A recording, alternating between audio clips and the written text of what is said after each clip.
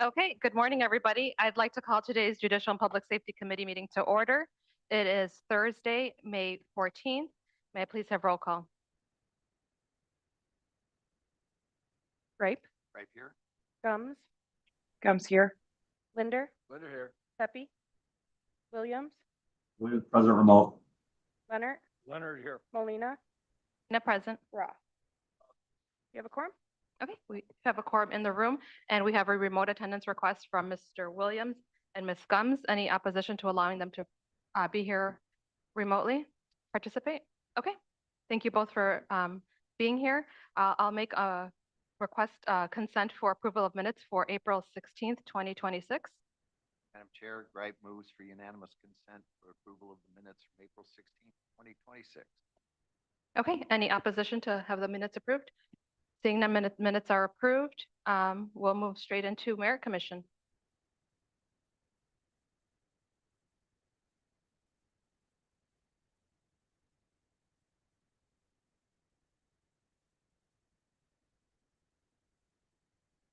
Pete, hold on one second. We want to make sure your microphone is on for. Is now. Pete Berger with the Merit Commission, and from the budget part that I can control, we would cut $1,000 off of our per diem, $700 off of our mileage for about a 2% reduction. The things that I can't control are wages for the secretary and her medical expenses and IMRF contributions. So overall, we're up about $1,000 from last year, which would be about $89,556. Okay, any questions regarding the Merit Commission's budget presentation? Mr. Gripe? Not a question, but a thank you. You know, some people with budgets, and we hear this in other committees that are small compared to other budgets, have made an effort, as you have, to do what you can to reduce expenses, and it's appreciated. So thank you. Thank you. Yeah, absolutely. Any other comments or questions? Okay, thank you for being here. We will move on to KingCom. Ms. Guthrie, good morning.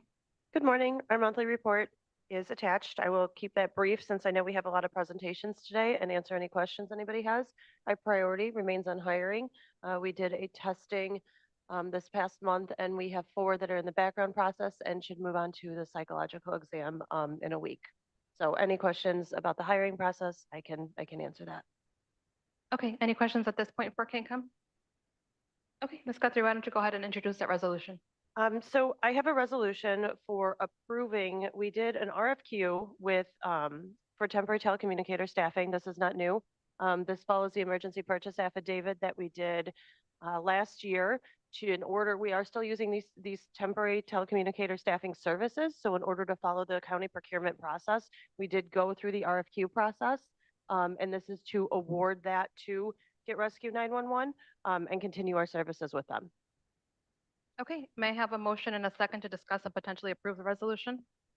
Mr. Gripe moves. Leonard will second. Mr. Leonard seconds. Any questions, comments? Hearing and seeing none, may I please have roll call? Gripe, Gripe, yes. Gums, Gums, yes. Linder, Linder, yes. Pepe, Williams, Yes. Leonard, Leonard, yes. Molina. Molina, yes. Okay, and this passes on.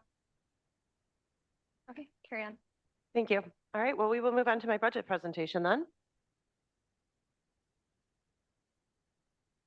All right, thank you. So just a recap, right at the beginning, we're almost midway through the year and looking ahead to 27. These are the agencies that KingCom dispatches for. We dispatch for 8 police agencies, 7 fire agencies, and then also some of the departments within King County, including court services, our civil process servers, and OEM. I also want to recap where we're at this point in the year, measuring our incidents from the past, 5 or 6 years and where we're at this point. We have seen quite an increase in officer-initiated activity. We do have an increase in phone calls, but not quite the same as officer-initiated activity. So I wanted to highlight that is quite a jump, and that comes from traffic stops, community-oriented police services, And I believe it was about a year and a half ago, we implemented records management system with our municipalities, our agencies.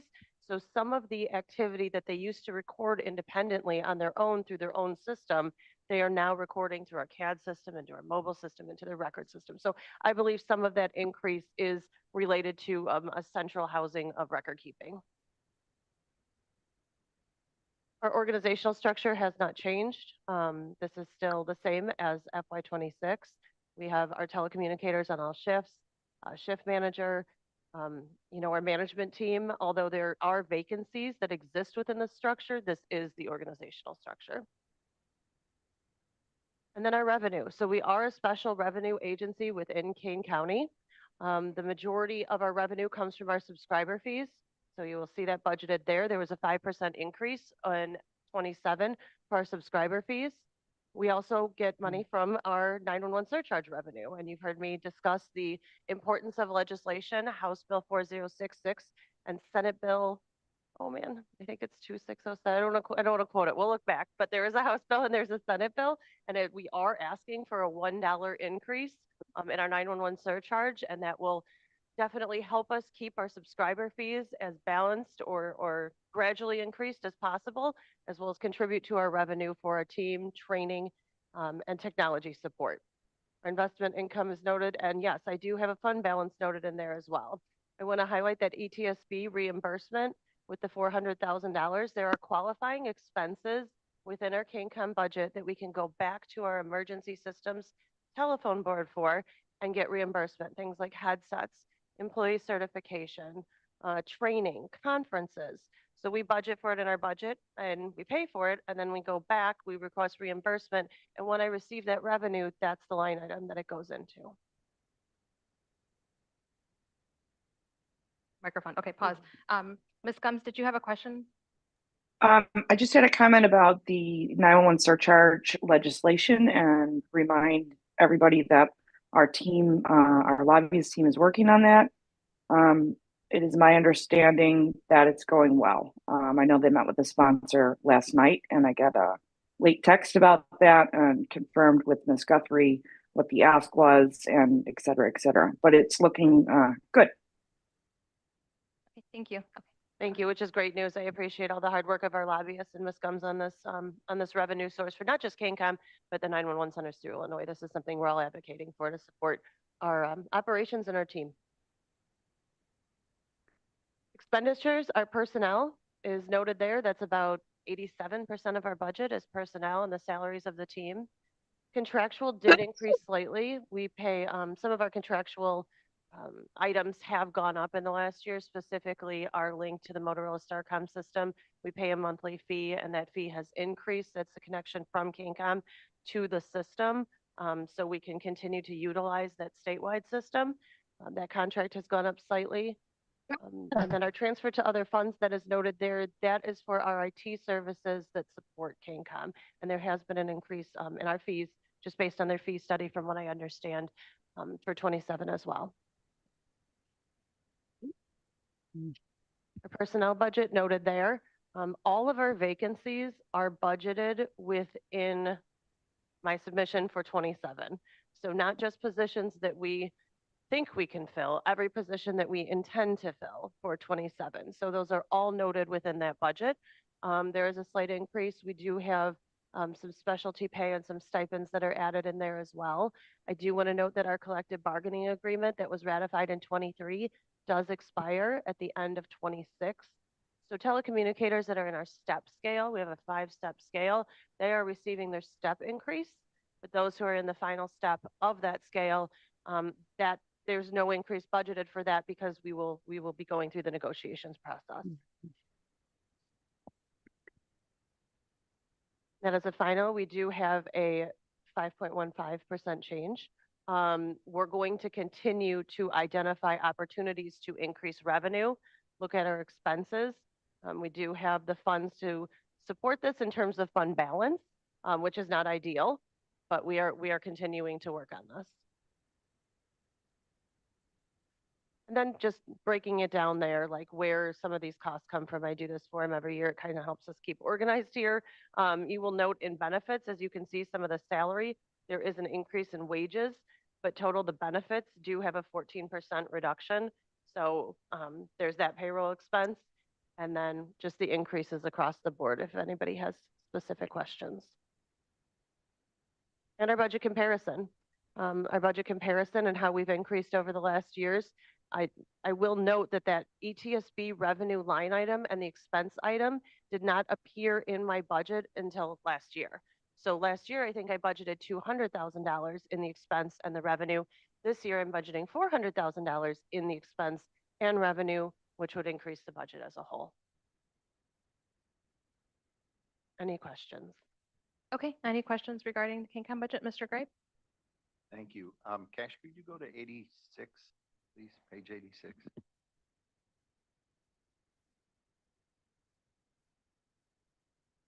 Super. Okay. The investment income, Michelle, 43,000. I doubt that was on the fund balance. Otherwise, I'd like to talk to your financial guy myself, but that's great. That number, the 43,000, I believe that was provided to me by finance. Yeah, Okay. All right, that's what I figured. Yep. And page 87, if you would, Cash. Transfer to other funds. What specifically would those be? That's just my IT support. Okay. So the information technologies, they give us they did their fee study. They base it upon how many employees within our department. Since we are a special revenue department, then we do transfer money back to IT for the services that they provide to KingCom. So I Thank- believe our current year, it was 68,835, and then budgeted for 27, it has gone up to 7890. And lastly, I think it's good that you're budgeting for full staffing and all that. Mhm. I would assume as you ramp up to full staffing, there will be some savings on benefits you're not paying for and salaries. And Correct. hopefully that will be able to reduce the total increase Correct. that you're projecting, but that's good both ways. Correct. And I understand there's a lot of like fluctuation in this budget, right? Where we're hoping that we get additional revenue. We're talking to our subscribing agency. It's hard to determine what the agencies, what that formula will look like while we're waiting to see how this money is passing through from the state and hoping this legislation passes. I'm glad to hear it's going well. And then outstanding, we have our collective bargaining agreement as well. So this is a preliminary budget and we have a lot that we are going to have in fluctuation for 27. Okay, thank you, Mr. Grape. Any other questions or comments? Okay, thank you, Ms. Guthrie. We will Thank you. move down to emergency management. Good morning. I'll also keep my monthly report brief. I think there were some emails, but we narrowly escaped flooding last month. We were just right about up to the brink of affecting a lot of places, and there might have been a few that had water, but largely we avoided that. Handed out about between 5,000 and 10,000 sandbags, and we're good to go on that. We're really proud of Nicole Sprague, our planning specialist. She presented at the IASMA conference. IASMA is our statewide conference or association, and she presented on debris management, which is a plan that she wrote. That plan has now been distributed statewide as a template. So it's no one really has that. So we're really proud of her for that. And then I was selected to speak at the International Emergency Managers Conference in Long Beach in November on running a volunteer program. So I'm looking forward to that. And with that, I'm ready to jump into the budget. Okay, go ahead. So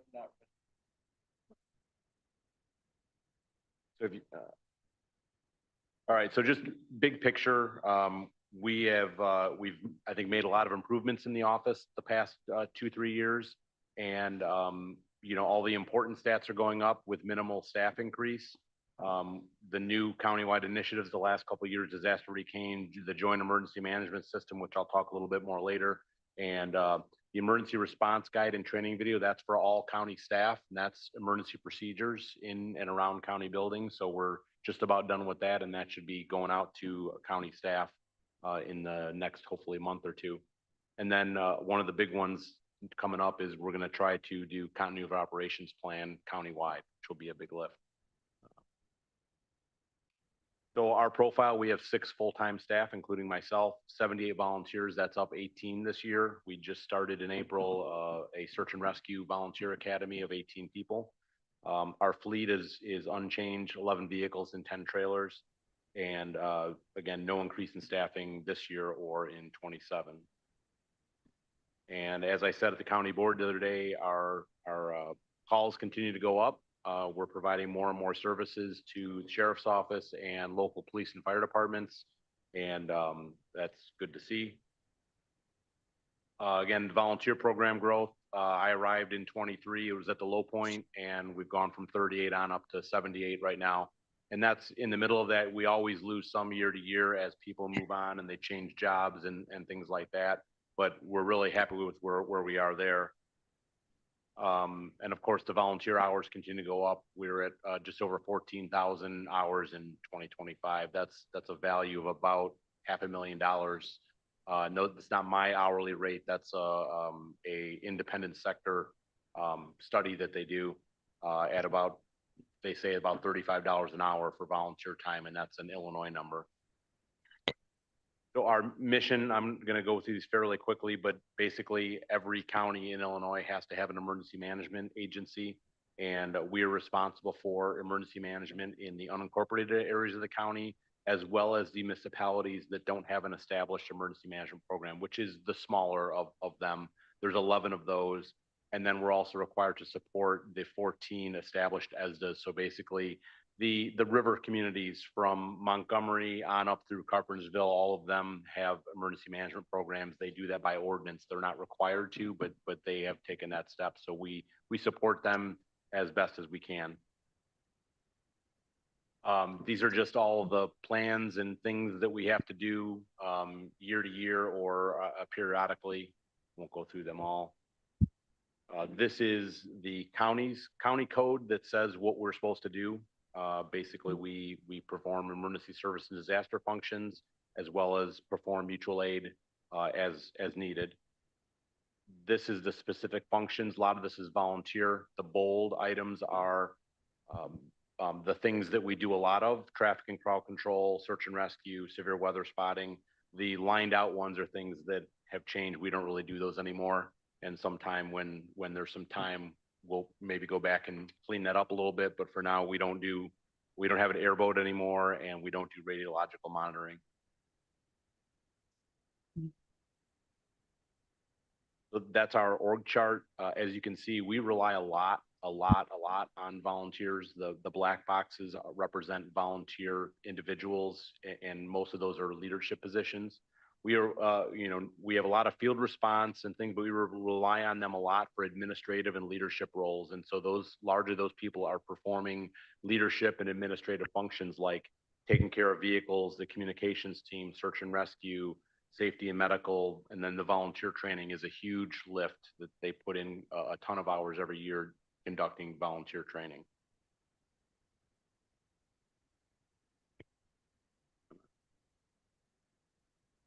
So the first kind of budget area is our EMA volunteer fund. This isn't funded entirely by donations, mostly these are donations made usually by communities that use our services.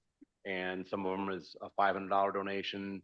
The biggest one every year, Gobert's Farm out in Pingree Grove. There's the big festival, and they send us a donation that's equivalent to what they would have paid police officers to do those roles. So the last time we got a donation was about $16,000. So all that goes into this fund, and then it's used to support the volunteers. The current balance of that is about $50,000. I know we can't budget the county budget on that, but it's a good little pile of money that we're using to help the volunteers and support them. So these are the goals. Really this year we're trying to do more for them. Years ago and before I got here, there was very little done with that. The money sat there, but they didn't really use it. And now we are trying to use it. And so we're spending some of that fund balance to do the things that we should be doing. And we're trying to do more, like having some extra events and providing food at work nights and membership meetings and things like that. The big change, the only real change to this is we're using more of the fund balance, planning in 2027 to use about $12,000. The next fund is our local emergency planning committee. That is, that's a mandated function, mandated by state and federal law, and that has to do with hazardous materials or chemicals. There's about 350 chemical facilities within Kane County that are required to report their quantities annually to both the county and the state. About half of those are what's called extremely hazardous substances. So things like chlorine, anhydrous ammonia, and many acids and pesticides. So the local emergency planning committee is volunteer based. A lot of them are the facilities themselves that volunteer, and they make donations to this fund, and they help with the planning for response to these things. And then we do some small grants to some of our hazmat teams around the county. The kind of the big thing right now is we were awarded a 3-year grant to perform a commodity flow study, which is basically a study of what chemicals are traveling through the county. We know where the facilities are and what's there. What we don't really know is what comes through on trains and trucks. And this is a study to take a look at that. We're in the middle of selecting a vendor now, so there's an RFP that will be going out soon this year, and then the plan is to do that work in 2027. Oh, and by the way, on these goals, the blue ones are kind of the bigger or new. The black ones are kind of annual. They're recurring every year, so I'm not going to belabor those. And the only real change here is about a $12,000 grant to perform that study. So for our main general fund budget, our strategic priorities, the biggest one is launching the new Kane County Joint Emergency Management System. I've been emailing the board about that. Haven't talked about it really much in public because we've been having meetings with communities about their interest. But that is basically to provide comprehensive pre-disaster planning, training, and exercise services. And they would pay a subscription fee, and we would hire the staff to do that. A little bit like KaneCom's model, where there's a subscriber fee to get those services. And then Disaster Ready Kane, it's officially started. We had our first meeting in April, our first official meeting, and we're going to continue developing that. And that again is for recovery. It's using community organizations and nonprofits and businesses and government agencies to all come together and work together when there's a disaster or emergency to help with recovery. So under operational readiness, a big lift, like I mentioned, is performing a county-wide continuity of operations plan for all the departments and any of the elected offices that would like to participate. So what this is looking at how do we continue essential functions if we lose key facilities, we lose key people, we lose data, we lose systems, all those things that we need to operate, and we should have that. Because we all of our departments perform essential services. So that's something we'll be starting to look at in 2027. We'll also be doing a pretty large functional exercise. We're doing one this year. It'll be a 2-day exercise, which involves mostly my staff and looking at how do we manage a disaster that involves 3 communities. And in 27, we're going to increase that to 5 communities to see how we do and see what changes need to be made. The regional coordination, these are things we do every year. The main volunteer function is assisting sheriff's office as well as police departments, fire departments around the county, and all those things will continue. And then more regional coordination. We provide technical and planning assistance to those communities when they need it, when they ask. We review their plans, and we help them. We point them to their right resources. But at the end of the day, we don't write their plans because we can't. We don't have that kind of a staff ability. And kind of the last area is community resilience. In 25, we paused our public education program, largely because we had 1 staff member that did that. 99% of it was done by that staff member. And we had a period where she was no longer with us, and we have a new person in that role, but we're going back to the drawing board. Instead of having 1 staff member spend the majority of the time on that function at the expense of other important functions, we're going to rely on volunteers to do it. So we're ramping that back up and instead have that staff manage the program instead of spend a lot of time teaching. And then holding training sessions for Disaster Ready Kane. We have a conglomeration of organizations. Now we need to get to, as we are further organizing, we need to get to training them on running shelters and debris cleanup and damage assessment and all those kind of functions that are real challenges in the response to a disaster. And this is kind of the big picture, what's changed. The only salary increase is due to the cost of living increase. There's no staffing change. We slightly increased software licensing costs, but we're talking a total of 14,000 a year. I think it's up from about 13,000. We a little bit more in uniforms. We backed that off in 25, and we need to go back to some of that. And then say vehicle and fleet costs are the same, really keeping the gas the same because of gas prices right now. If gas were low, we might be able to lower that, but I'm nervous about doing too much there because of what gas prices are right now. And then these are just the detail slides. I'll go through them real quick. The only real change in revenue is the riverboat grant of $42,000. And then again, the cost of living increase is the only change to salaries. And contractuals and commodities, there's about a $3,000 difference there, and about another 3,000 in commodities. Very small changes there. The bottom line is from 25 to 26, we cut about 15%. Some of that, it would have been less. Some of that was because we had a vacancy for part of the year for about 2 months. And then this year we've cut from the general fund 25,000, or about 5%. And wrapping up here, the joint emergency management system, this is just really the function, what that is.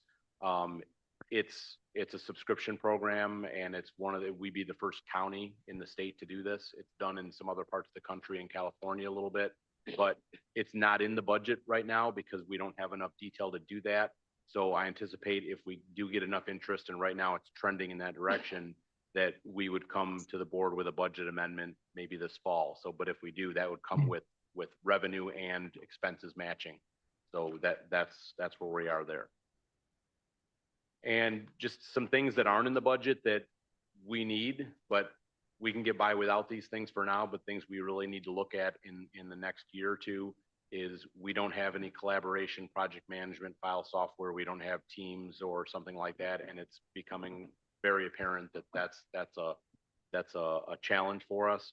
And then something we need to look at is we have a lot of aging technology. We have computers in the EOC and in the new mobile operations center. That's good for a while, but we have to look at when do these computers age out for our staff. We're looking at every staff member has a desktop and a laptop.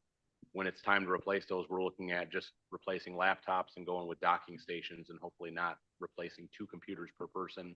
But some of the computers in the EOC and like they're aging.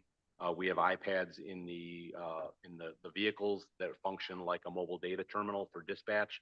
And I think those right now are about 8 years old. So we're getting really close to those aging out and no longer being useful.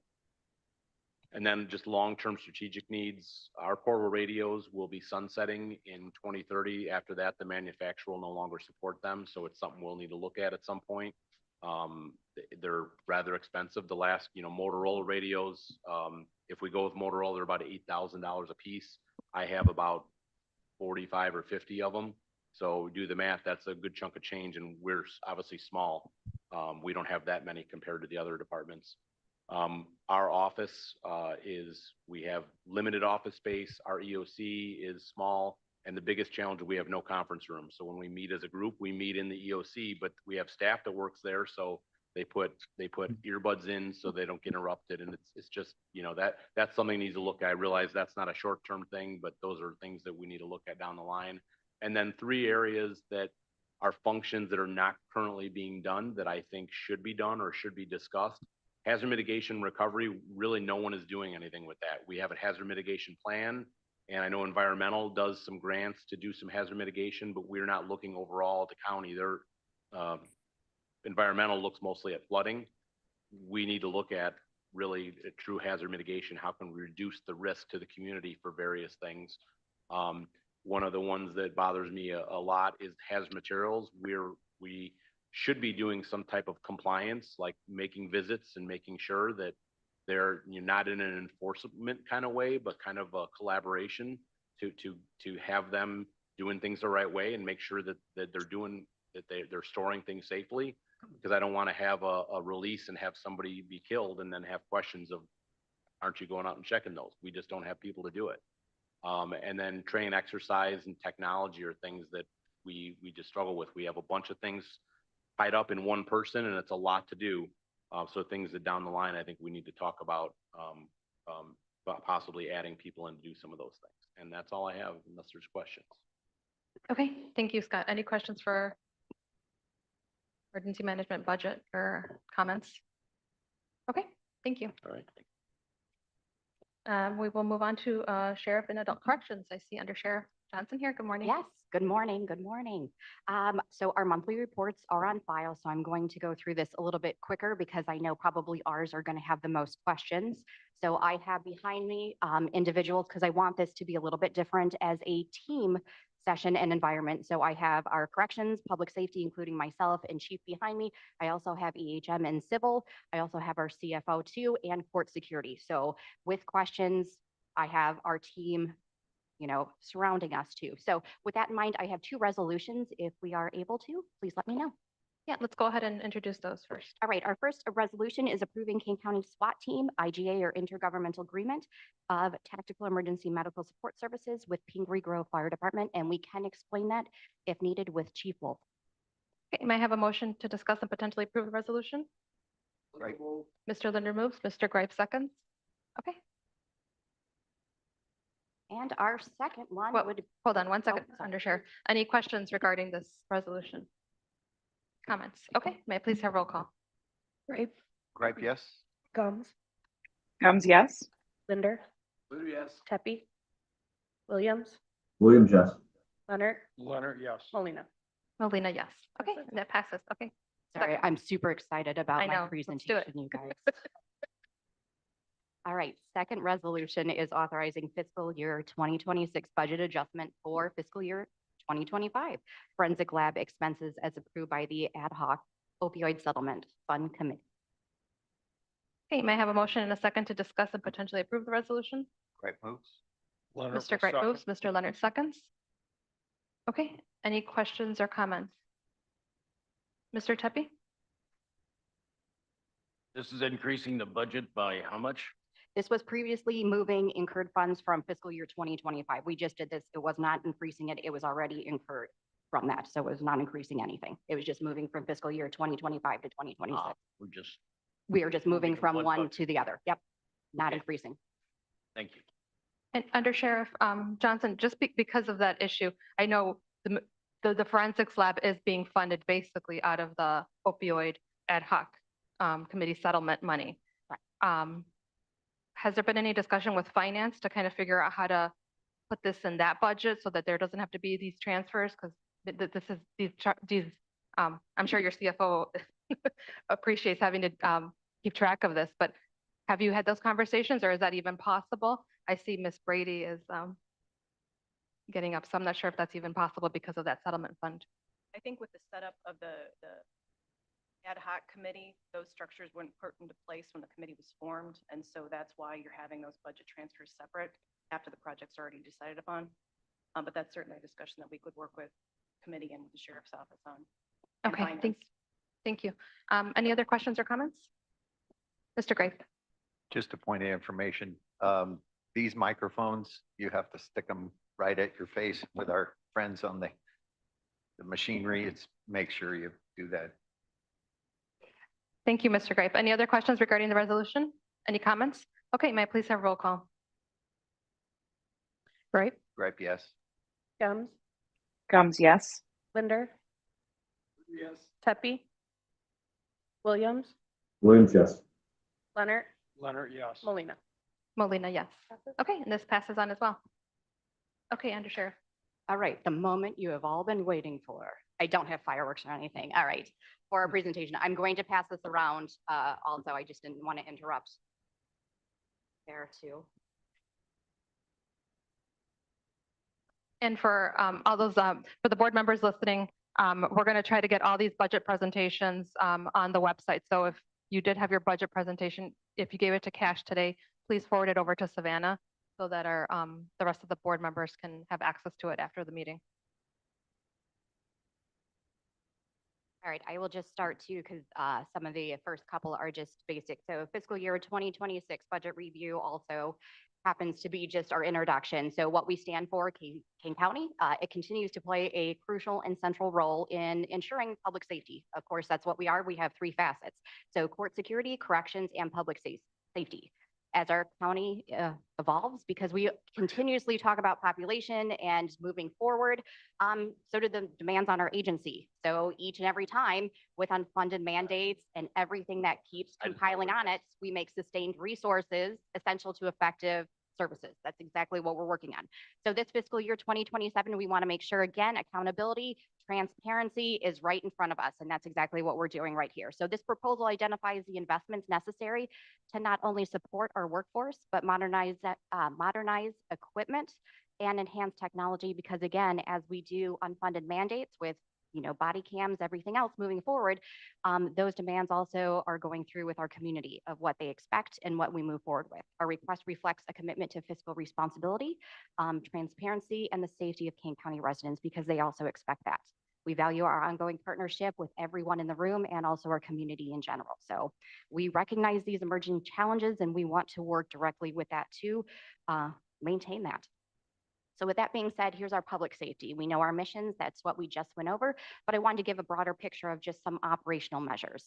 As Ms. Guthrie had said too, for KingCom, that's the hub of what we have, but our operational measures for calls for service from 2025 to 2026, you can see, depending on that for calls for service, but we had a little bit more increase going back and forth. It doesn't necessarily mean that they're going down, but more detail presented into it. We're doing our best to go through it, but we can see for thefts, 133 to 31, we're actually doing further investigations into it and further elements moving forward. Again, 2026 is just a partial facet of what we can expect. So 2025, 54,000 calls for service. I think we're tracking, if not a little bit higher. So you can see our goals on that side too, 100% going through. But in your packet, please ask questions if you have them. Adult corrections, this is one of our largest. Under Sheriff, could you go back to that Yes, just ma'am. quickly? Your traffic stops for this year. Yes. They're listed at 55,222. That was 2025. Sorry, traffic stops on that one. Sorry, 5,549 and then 215. Sorry, 55, yes. So that's- Self-initiated also? That's for this year's, like, Correct. that's just, so the difference from the 12,000 to, Correct. and we're just in May. So I just want everybody to kind of keep that in mind that And please take into account that self-initiated activity, also our special investigations unit. We do pride ourselves on just taking that self-initiated and also calls for service. We have our township deputies, 100% that say, hey, we have speeding going on Randall Road, all of these other elements too. Mr. Gripe, did you have a question on that? Yes, Or- so kind of on the same vein, so if 2025 is a full year and 55,000 is a partial year, we're looking at 100,000 plus. Can you hear me? Okay, sorry. So, sorry, I'll back up. So 12,809 is for a full year, 55,000 is for a partial year, arguably half of it, I guess, if I'm reading this right, which means we're looking at in excess of 100,000 for the year. I'm not objecting to the total number. I'm just looking at 25 and looking at 26 going, holy moly, what's going on? Yeah.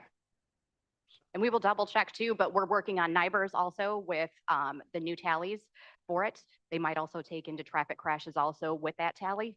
But I know we've been absolutely proactive with DUIs. Our DUIs have been the highest that they have ever been to. So we are absolutely able to look back into it and give you back again what we have found.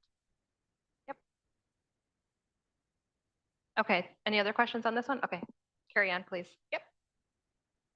And then we will go back to adult corrections. This is one of our largest and obviously the highest that we go through when we talk about our budgeting too. So if you look at our operational needs too from fiscal year 2026, so the number of detainees housed outside of the county, and we can explain why, and projected of 2027.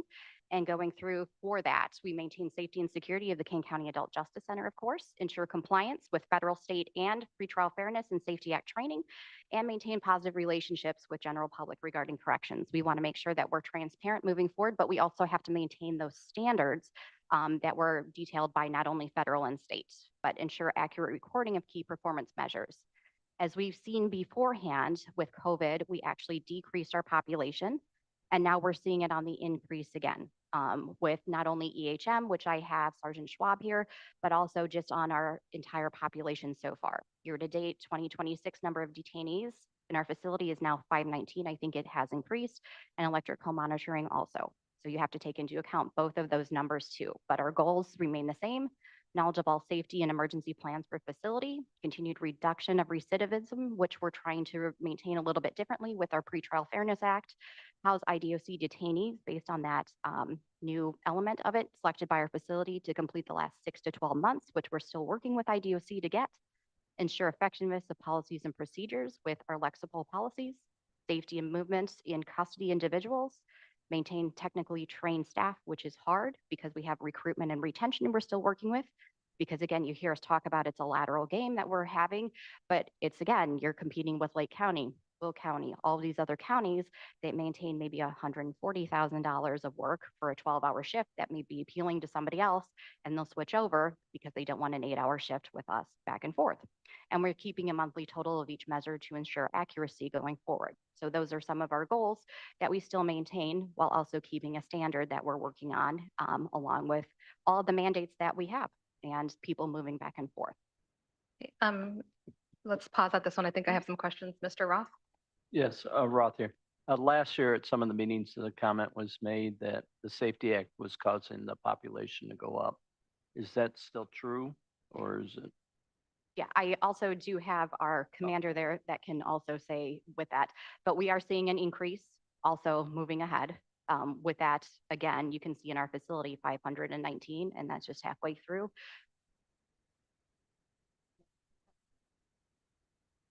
Nope, okay. Okay, Any other all questions? right, thank you. Thank you, Mr. Roth. Mr. Leonard? Thank you, Madam Chair. Under Sheriff, I've got a question for you, probably a stupid question, but under adult corrections, I understand the detainees in the county, home monitoring. What is the significance, or what is the idea behind average number of detainee tablets in facility? I don't know what that is. Yes, no problem. And we are happy to explain also with that. That's why I brought our team here also too. And this is Commander Osmani. Morning. So the detainee tablets are the tablets that we allow the detainees to use in the facility, which gives them access to materials, reading materials, legal law materials, and everything like that. So that's provided through a company called ICS that provides our phone service. And that number looks like it's going to be down. What is the cost per tablet used, do you know? Those tablets are free. They're offered to the county. So it's just a number for us. that Correct. Reference. Thank you. No problem. Any other questions? Just one for me, Under Sheriff. The housing of the DOC detainees, that was new last year. Yes, I believe so. It was last year. Yes. How many of those detainees, on average, are we housing are we housing now? Because I think that might be adding to the number. I'm not sure how many, if it's 5, 10. Does anybody have that number? And on the second part of that is because we made that decision to house these detainees. So these are individuals who are completing their sentence at King County to allow them to kind of be ready for reentry. Are we paying that cost, or is that something that the state is paying still because of for housing these detainees? So those two questions. Your question was the IDOC detainees. We haven't housed any of them yet. From my understanding was that the cost would be covered by Department of Corrections if they came back to serve their last 6 to 12 months. We haven't housed any of them with it. We're still in the works with IDOC with it. Okay, so we haven't had any yet to do it. No, and that's Okay. the struggle that we are having also in contact with them of asking. We're more than happy and willing and able to have them. We have received 0. And is that voluntarily? But it's not, obviously the detainee doesn't get to make that decision. It's based by where they're currently held. Correct. The facility. Okay. Interesting. Okay. No other questions? Okay. Go ahead. And then last but certainly not least, we have court security, which potentially goes with not knowing what they do, but they do so much with us, and we thank them for that. So these are probably the first people that you see when you go into different buildings, especially the courthouses. So again, number of individuals screened, 357,000 for 2025, and then the projected 2026, we can see number of items confiscated, which we sometimes don't see, is 1,500, a little bit for 2025, and then already 12 or 1,000 for projected with that 1,260. And I can have Lieutenant go over that a little bit more. Number of people taken into custody for 2026, 603. And then we can go through also the disturbances from 2025 to 2026, 23 to 18. So our goals for court security are knowledge of all safety and emergency plans for each facility. Based on that, we have to maintain all safety standards and security in buildings surrounding areas because judges, state's attorneys, public defenders need us as long as the community too, 100%. Ensure compliance with policies and procedures. Continued rapid deployment because unfortunately we are faced with that. Knock on wood, we don't ever have to have that, but we want to make sure our training and deployment is standardized and up to date. Courtroom and facility searches for contraband because again, that never stops. And we always want to make sure everybody's secured, and maintenance issues to be relayed to proper departments because again, we do break down, have that on standby, and monitor all offices in our court facilities for safety and security. So again, our control officer cameras and alarms, because we always want to make sure, even if it's a false alarm, we know exactly what we're doing. But our mission and outcomes are right there also. And we'd be happy to field any questions. Okay, any questions regarding the court security? Okay, See, I had our lieutenant ready on standby. He's ready to go. All right, all right. All right, here's just our public safety organizational charts right now too. 25 union civilians, 9 exempt, 5 officers in training. I think that's a little bit lower right now, but if you have any questions, that's in your packet for us to go through. But we have specialized trainings with our bomb unit, SWAT, and K9. Those are the most potentially funded because we have to always keep up with mandated trainings for that one. We're scaling back on our trainings a little bit. So some of those trainings are free for us, but you'll see probably in some of the specialized for fiscal year 2025, our bomb, SWAT, and K9 would be probably the highest portion because we have to be certified by FBI and other standards for SWAT, bomb, and K9 to move forward. Adult corrections also for that. You usually hear me speak about 114 sworn personnel. It's 124. I didn't take into account command staff. Usually when I speak, I'm just talking about the ground level for that, but you'll see 124. We have 12 union civilians, 5 union maintenance and janitorial staff, 10 exempt civilians, but you'll also see for us, mobile field force, PREA, standards, K9 units, but PREA is prison rape elimination officers there, and corrections response team or the CERT team, which is in tandem our SWAT team in case something happens. So if you want, I can certainly answer any questions too with these flow charts if you do have them, but I wanted to give you a generalized tour of what we all look like on that. Same thing with port security, 43 sworn personnel.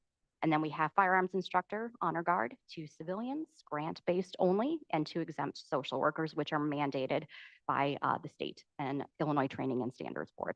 Do you have any questions on our flow charts, organizational charts? no, I don't see any. Perfect.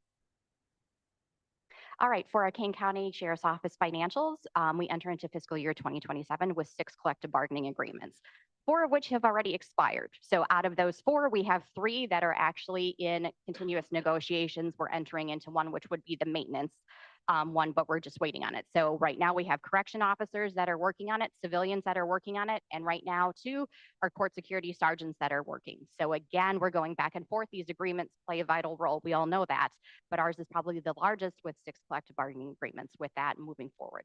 Promoting workforce continuity and ensuring alignment. We also have to take in account that, again, for continued cost of living, these are huge chunks out that we're taking for us. So we have to, again, take into consideration that we're dealing with 6 collective bargaining units for us, 4 of which are expiring that we don't know what's going to happen. Again, so you can see those cost and increases for that union. So MAP, we had a 4% increase with public safety for that. Again, corrections is going into bargaining. Civilians, same thing. Maintenance is potentially starting. We also have then the court security sergeants are just starting, and then court security officers, then they all have their 3% increase. But again, 2027, they expire in November. So take into consideration that. Any questions for that? Let me go back. Any questions regarding the CBAs or union? No. Madam Chairman Allen, Ms. Allen, go ahead. may I ask where the bailiffs fit into this? I didn't hear, I'm sorry. She was asking where the bailiffs fit into this. This is Chief Judge Villa. The bailiffs are part of the court system, so they're under judiciary. Thank you. All right, for our expenses in yearly trends too, I just gave that tweak of fiscal year 24 and 25. You could see again for actual budgeted versus actual. Of course, the sheriff's office went over during that time. We could ask, okay, why is this? Please take into account that was during the time that WellPath was going through their entire medical negotiations packet with everything else too. So again, we don't know during that time frame. WellPath is something that we absolutely need, or some sort of medical within our jail for a standard for that. So that was when between fiscal year 24 and 25, along with our contracts, because we didn't know how those were going to be settled during that time frame. Fiscal year 2026 year to date for tracking, and we believe for fiscal year 27 we'll be tracking pretty much the same along those lines. We've cut everything possible for that, but for our expenses, we're doing as much as we possibly can. We cannot go any lower with that without jeopardizing the safety of our public at this point too, for the yearly trends. Any questions regarding the yearly trends?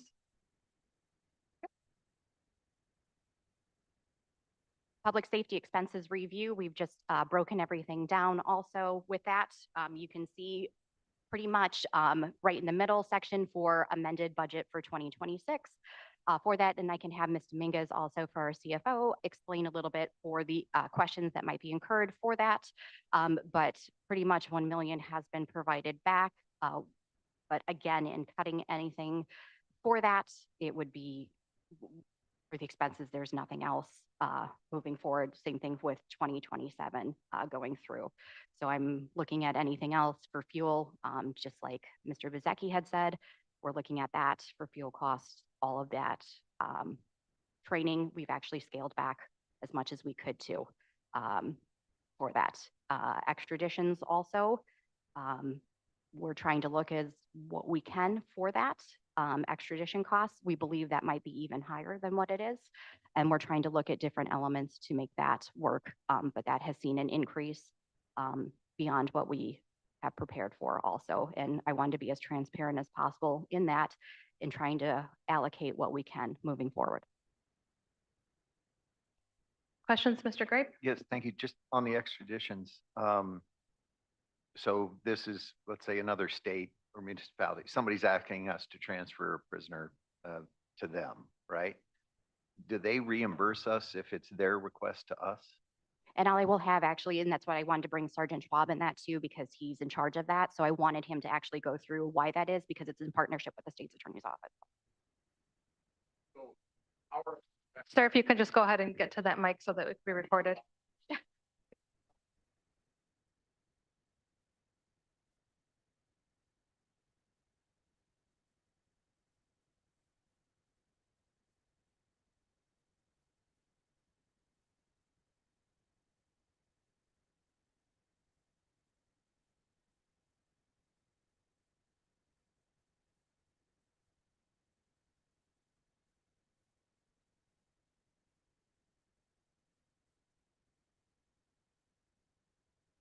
As long as you're standing up, the why, if it's tripled, what's happening? I don't have.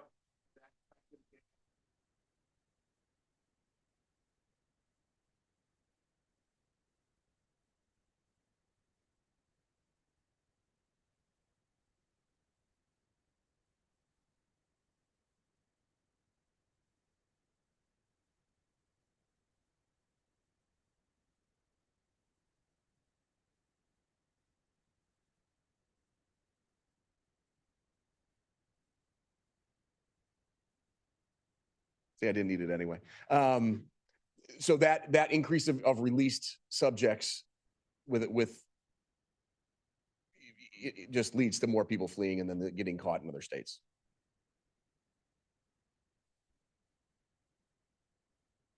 Okay, any other questions? Okay, thanks for sitting in. So again, out of our largest for adult corrections expenses, going forward, again, 1 million for medical taken out. We're looking at anything else, but again, we have to take into unfunded mandates, especially with public safety that we just went through, along with anything else that was the jail standards, moving ahead. So again, we're looking at everything else that we could potentially go with for expenses and other revenue too, with it, but we're looking at what we can run and what we can't in moving forward. So again, I also wanted to just say for commodities, and contractual, this is kind of that check mark of, okay, what is wrong with this? This is more taken into allocation of your contracts where we don't know how that's going to fall. So that's kind of that, okay, where is that accommodated and where is that at right now? Because that's almost the underlined thing of what do we do with that? I have no idea based on that's outlier right now. I don't know how that's going to fall because our corrections is still not here. So that's what I can accommodate and account for. Any questions for that one? Any questions regarding the adult corrections expense review? No, I don't see any. And then also, we have always budgeted lower than what we have for court security expenses, so we're always looking at that too, for that. But I think this one is the most self-explanatory moving forward. We just want to make sure that whatever cost that we can incur moving forward, that we're very diligent about. But I think this one, we've always budgeted well under. So again, we're doing very well for court security. Okay, I don't see any questions on this one either, so. Okay. For our revenues too, fiscal year 24 and 25 tracking, fiscal year 2026 should be the same as fiscal year 27. We looked at everything. Our revenues should be the same as they always are. Nothing would be detracted from that coming into the sheriff's office. So again, for that, for the revenues, I think everything would be completely on target for that. We're not potentially losing anything that would be detrimental to us with that. Mr. Gripe? Just a quick informational request. On future charts like this, if you could indicate, I don't know, maybe up the top, the calendar progression, I'm guessing those are months. And then down below to save space, you could probably put in millions like 0.51. So No, thank you very much. On revenues too, it should be noted, we do have grants coming in and out, and also for the commodities, that would probably be something also for it. But revenues, we're tracking, we just got one in yesterday. So that was one that was probably not allocated for 26 and 27.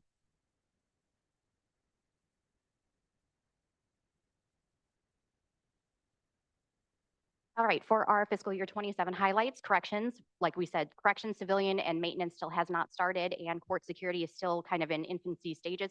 We're working on those. So corrections is kind of in that middle stage, civilian, the same thing for negotiations. We just don't know how that's going to turn out, kind of back and forth. So we are working on that. Maintenance and the court security sergeants negotiations, we will see how that falls. Unfortunately, but fortunately, we have well-path negotiations too, which we have to have. So medical, again, that's a year establishment from the time the contract was signed. So probably in mid-April, we will go back again for fiscal year 2027 and see where that goes. We can always potentially bid something else out or go back again for well-path, but it seems again that each time medical increases its amount as any other contract does. So it slightly increases each step of the way, and that's where we're at right now. But we have to look forward with that for fiscal year 2027. Also throughout, as any other department has says, we've had unfunded mandates. So body cameras, we have those expenses moving forward. Our 2 social workers are unfunded mandates that we still have to. Mental health, we just have autism awareness training. All of these things are pushed, and not even pushed, but they're fantastic, pushed on us that there's no funding coming forward that we have to provide and move forward on. With everything else in our community, we're happy to do so, but where is this coming from? So again, we are looking forward to working together, maintaining transparency moving forward, but happy to answer any questions that we have. We are always here to answer. Thank you, Undersheriff. Any questions this time? Okay, I think that's the last of it. Well, thank you. I brought my crowd. Hopefully I brought some fun in this. Yeah, there we go.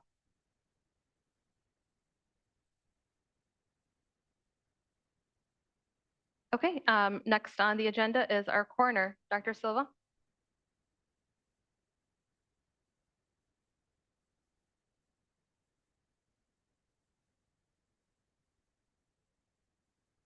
We're going to wait until you get to the microphone so the audience can hear. Yeah.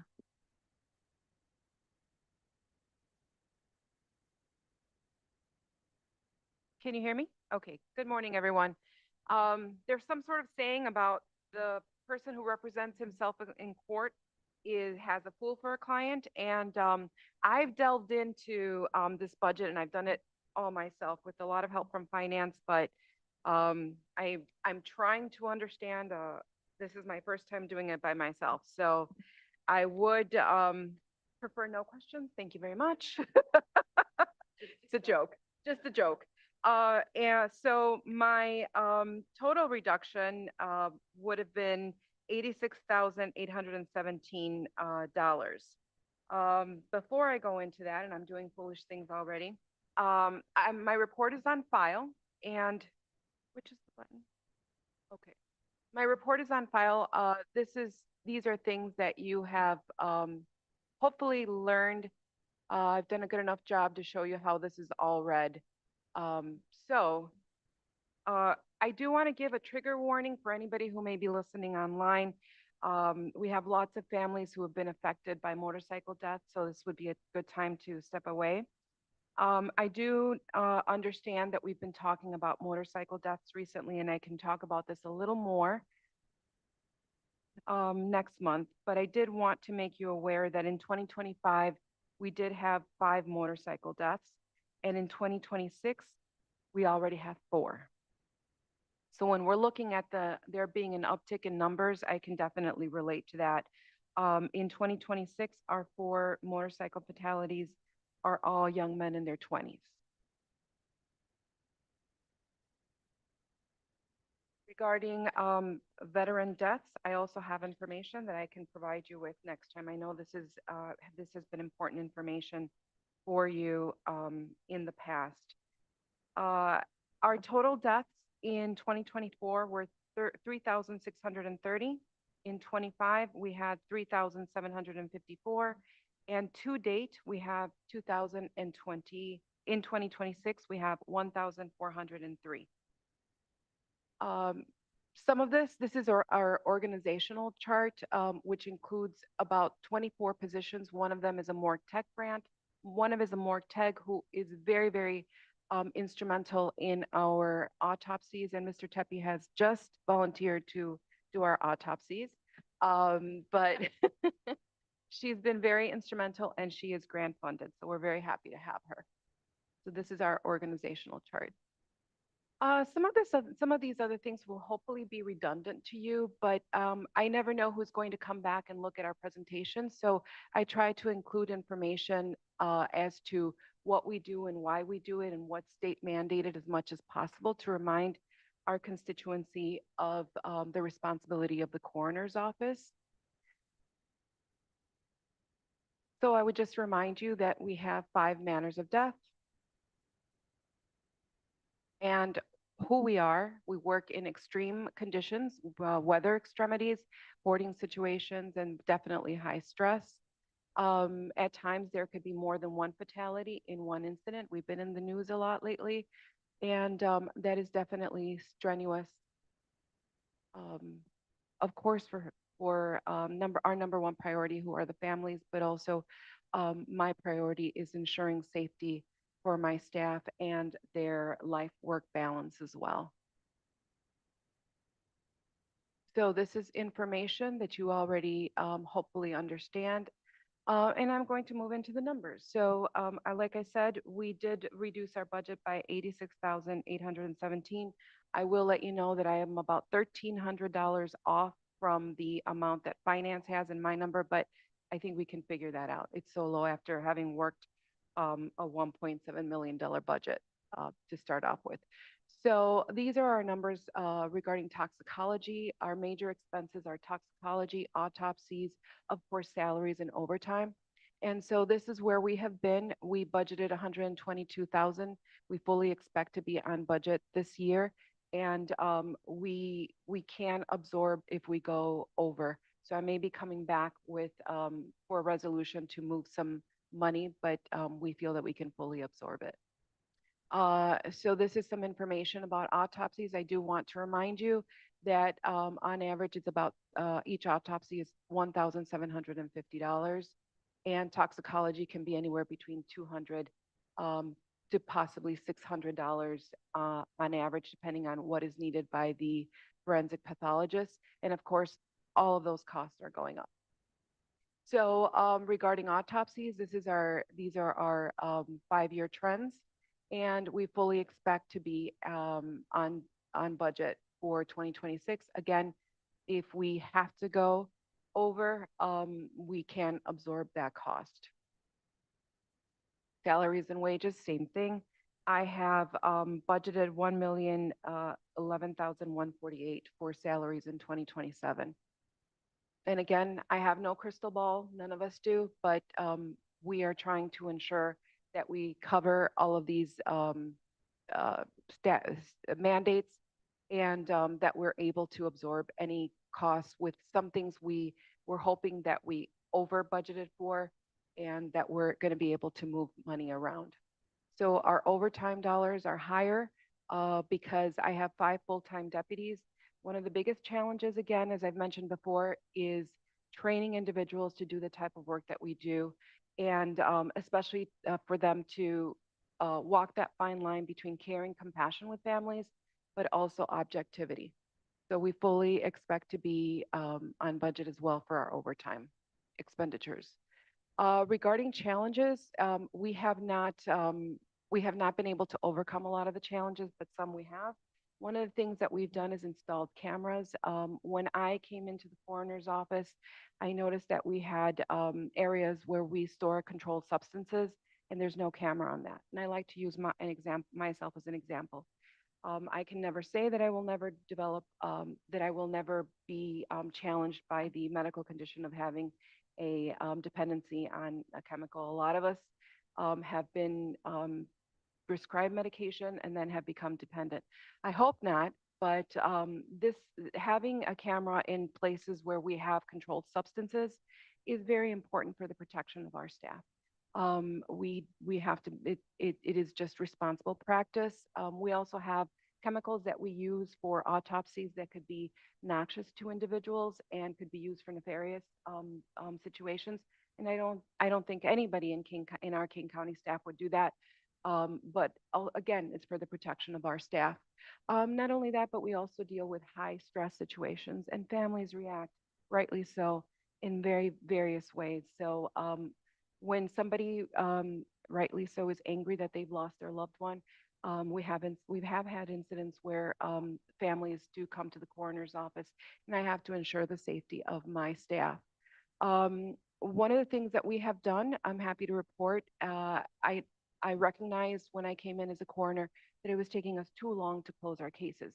I received feedback from the public, and I think I've mentioned to you before that I had a nice lady mention to me that she couldn't even change her cable bill without her husband's death certificate, and it was just cumbersome the amount of time that it was taking us. So we've reduced our time to close cases from upwards of 90 days to 60 days, which is perfectly acceptable. I just checked on that, and in 2026, our cases are closing within 60 days, and I'm very, very happy with that. We're not compromising any of our investigation. I have provided my staff with more training. We've provided with clear objectives, and everyone knows expectations. So I'm happy to report that.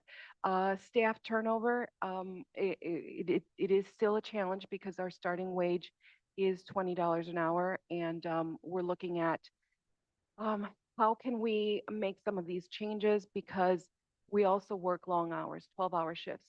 And 12 hours, it's still manageable, but many times a case comes in at the end of your shift, and our deputies have to stay even later. So we want to be careful with that work-life balance, and we're exploring schedule changes so that people can continue to lend their talents to the coroner's office. We don't want to lose any of our deputies. They're very compassionate, very skilled, have a lot of experience, but we also want them to have a life outside of the coroner's office for many reasons. The sheriff's office, 911 operators will do understand how important it is to be able to step out of your job and live a normal life. I would say one of our biggest challenges after all of this is inadequate case management software. Our COAS system is over 20 years old. And when I try to extract the data, it is very difficult and we're having to invest a lot of man hours, woman hours. And so in the future, I'd like to take a look at that because as we continue to partner with public health, one of the first things that we did was sit down with them and say, okay, we're going to develop a system so we can report fentanyl deaths to you as they're happening. I can also let you know that in 2025, we had 23 fentanyl deaths, fentanyl related deaths. And that is the problem with our current system.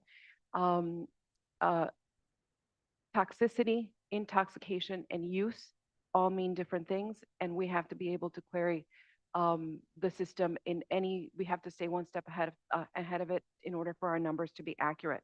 So we had 23 fentanyl related deaths. And thus far, remember, cases are still open in 2026, so this number can change, but we only have one official fentanyl related death in Kane County. So this is great. Everything you have all been doing, our legislators, everything that we've been doing at the federal level, Narcan, and we're showing these trends nationally, and we are seeing them in King County that we're doing wonderful things and reducing fentanyl-related deaths. I do want to, I've mentioned it before, we are seeing mitragynine-related deaths. We had about 4 or 5 in 2025. One case is still in the middle of being closed now. Lab analysis has developed, and we're able to now test for mitragynine-related death, which is kratom, which can be bought online, which can be bought at gas stations, which can be bought pretty much anywhere. Methamphetamine is something that we're also tracking. 6 deaths in 26 methamphetamine-related deaths in 2025, and 2 so far in 26.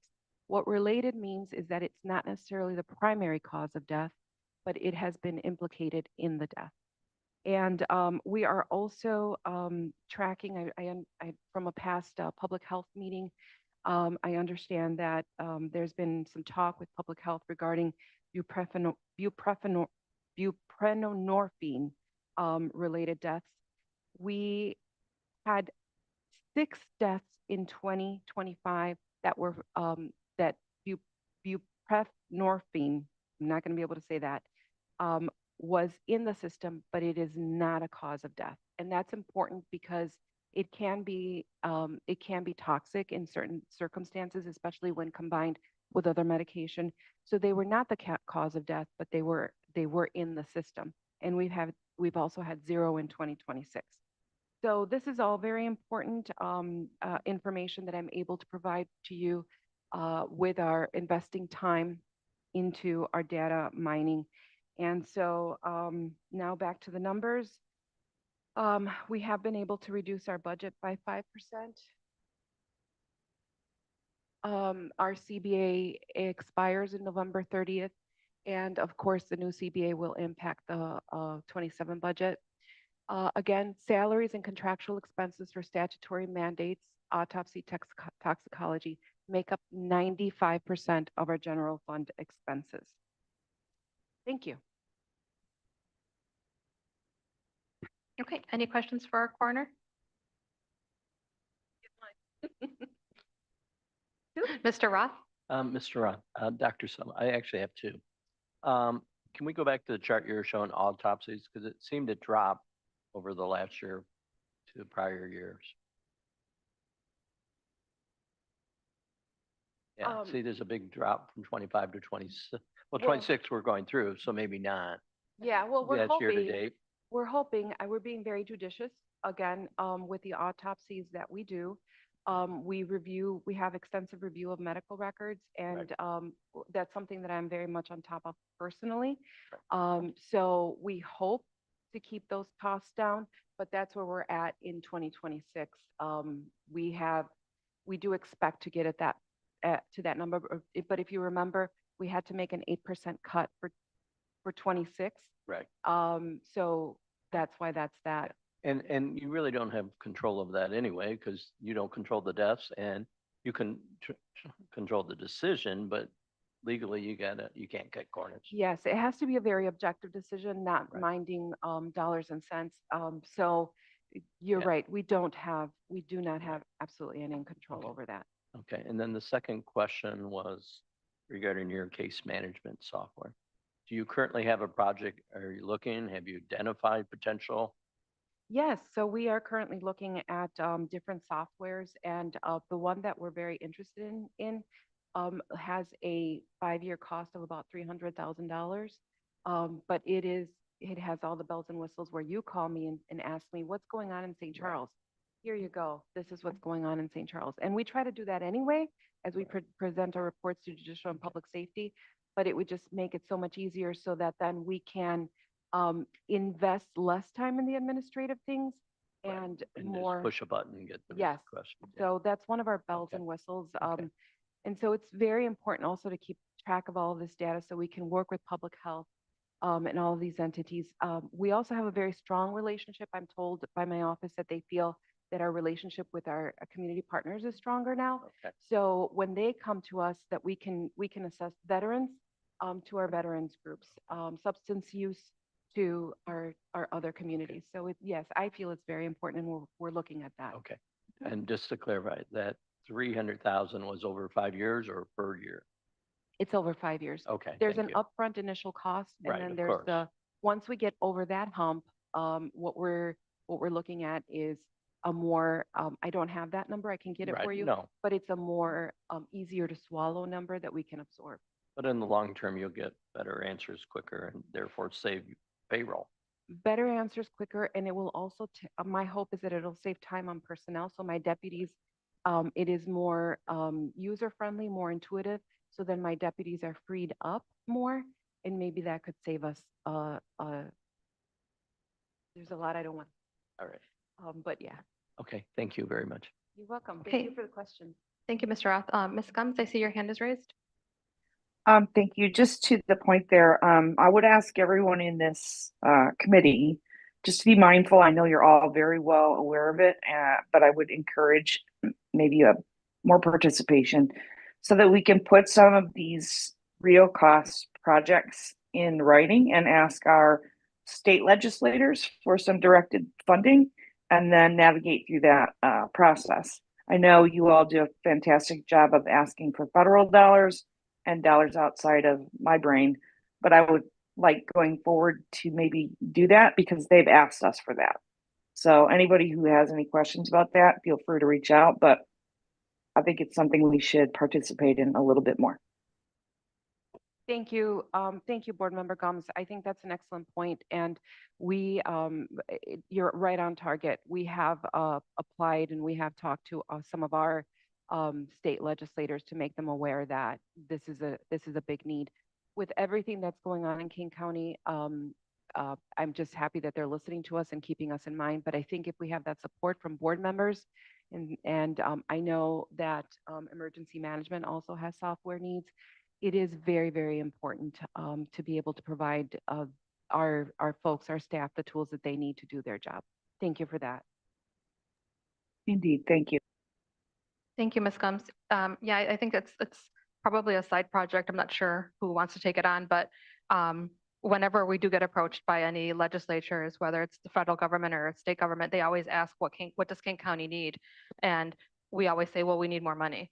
But I think it would be important for us to have some sort of package ready with specific projects that we would like to have funded because they're looking to, they have money that they have to spend in their community and we have money that we need. So if we can figure out a way to kind of get together and have these projects kind of in a package so that when they ask what we need, we have ready, we're ready with information.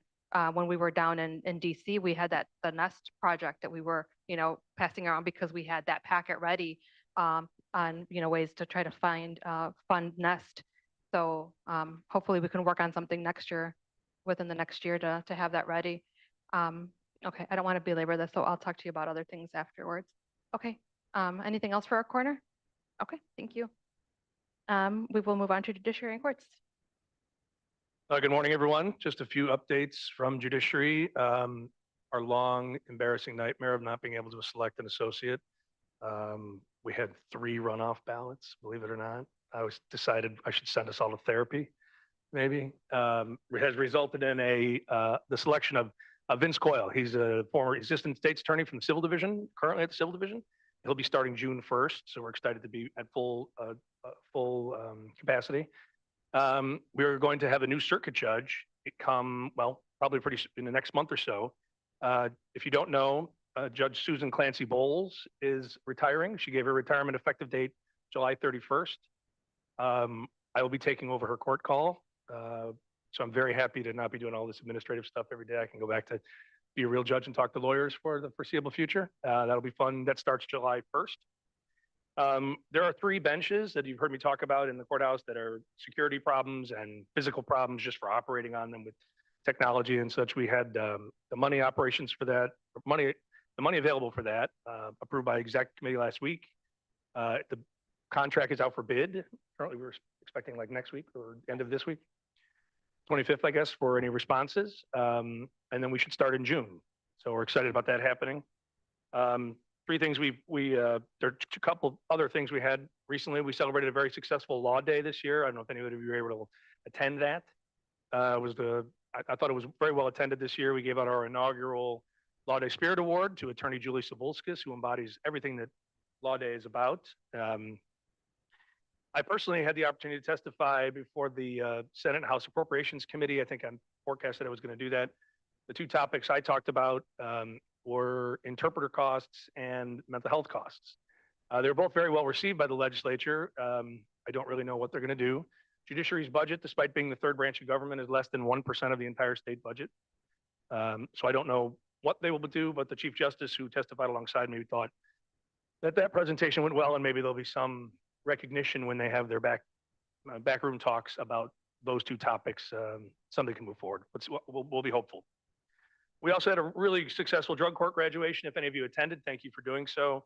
We had 15 this year. The stories are heartbreaking for the reasons they're in the program, and outstanding to hear them successfully achieve it. So we're very proud of that. Other than that, we submitted our budget. It's on file. We didn't want to present a long presentation because ours is rather boring since we're the smallest of the groups here. We reduced it by 5% as asked. Hopefully that'll hold throughout the year as best we can. We also have reduced personnel by 3 individuals, 2 of them by attrition, and 1 was a staff attorney who we let go. We hope that the current pace of caseloads will not, in the near future, result in our need for an additional courtroom. I think I mentioned this to you before. No one's building us a building anywhere. So we did undertake with White and Company a design plan agreement, or a design plan project for what is now the Chief Judge's office at the Judicial Center. That whole area up there is the only physical space we have where another courtroom of any kind could be installed. Probably a non-jury courtroom, maybe for orders of protection or something along those lines. So we do have that. It's going to be shelved along with renovations for the law library because of the increase in number of pro se litigants we have. If you don't know, I think the number is like 40% of new filings are with pro se litigants. Generative AI and ChatGPT and things like that are going to make it, going to make some people more comfortable. Doesn't make them any smarter. Doesn't make them any better at the work. Makes it more frustrating when they bring in things that they think are correct and they don't know how to explain why they're not. But it's not going to slow down the pace. So I just want to let you know that in addition to these projects, we have some future projects that we're just planning for. In the event they have to be done, we will have a way to move those forward. If you have any questions about the budget or anything else, happy to answer. Thank you. Any questions for our Chief Judge?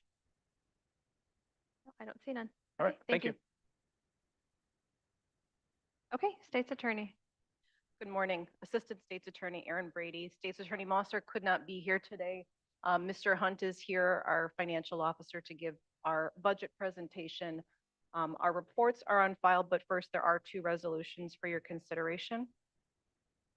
Okay, do you want to go ahead and introduce the first one? Sure. The first is authorizing a 2026 budget adjustment to take into consideration some grant funding that was received in 2025 but not yet spent. And so this is simply authorizing the budget transfer from last year's budget to this to exhaust the funds provided by the DCEO grant. Okay, may I have a motion and a second to discuss and potentially approve? Gripe moves. Mr. Gripe moves, Mr. Leonard seconds. Any questions, comments? Okay, may I please have roll call? Gripe, Gripe, yes. Gums, Comes yes. Linder, Linder, yes. Pepe, Leonard, Leonard, yes. Molina. Molina, yes. Okay, this All right. passes. Next one. Thank you. And secondarily, we've got another grant acceptance. This is for the Deferred Prosecution Program. This grant was awarded after the budget closed last year, so this resolution would simply be authorizing that acceptance and making the corresponding budget adjustment. Okay, may I have a motion and a second to discuss and potentially approve? Mr. Leonard moves, Leonard will move. And Mr. Linder, Gripe second. second. Okay. Any questions, comments? Okay, may I please have roll call? Gripe, Gripe, yes. Gums, Comes yes. Linder, Linder, yes. Pepe, Leonard, Leonard, yes. Molina. Molina, yes. Okay. Mr. Hunt, the floor is yours. Good morning, thank you. The, excuse me, the FY '27 budget is on file.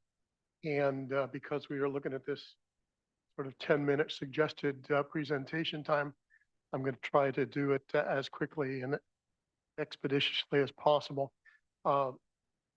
It's important, I think, for you to understand as a preface that we are only reporting on this presentation for the general fund portion of the state's attorney's budget.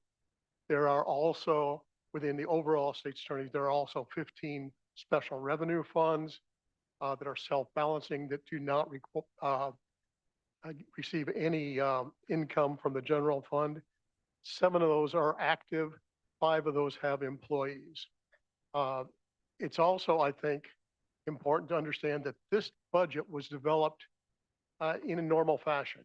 We looked for areas where we could save money.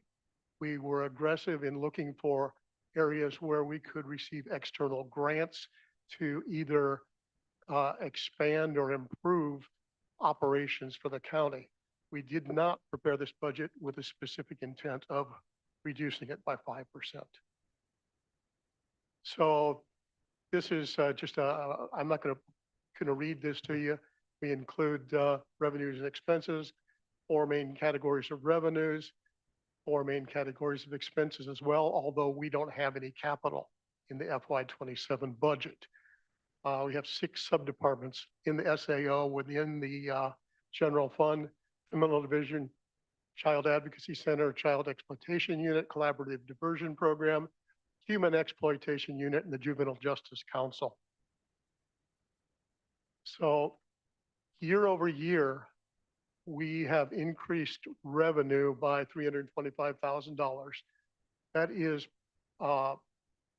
all related to grants, either new grants or grant continuations that were extended for full reporting periods for the granting agency. We have experienced some reduction in areas typically that generated revenue for the state's attorney, such as bond forfeitures. But the thing that we always need to be aware of when we talk about grants is that all of the grants we receive are reimbursement based. So for every dollar of revenue we get, it's a reimbursement for expenses that we've already incurred.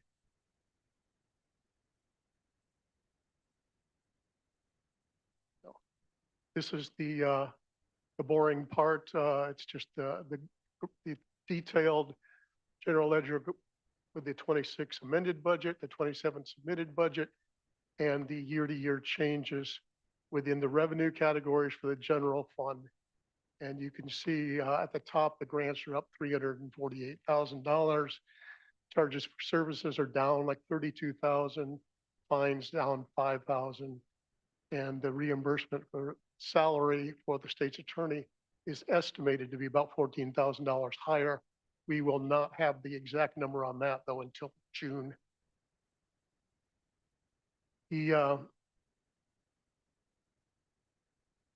So we have, we're gonna go past that one. So the FY 27 expenses have decreased year over year by 436,000 over what was submitted. That's not to include the unallocated reduction that was applied later. The submitted payroll for FY 26 included 149.6 general fund employees. We have added 2 new grant-funded positions, case manager for deferred prosecution and another case manager for collaborative diversion. And those are both, again, as I said, grant-funded. So the net reduction, even including that, is 12 positions that were budgeted in FY 26 that are not included in the FY 27. The expense reduction for those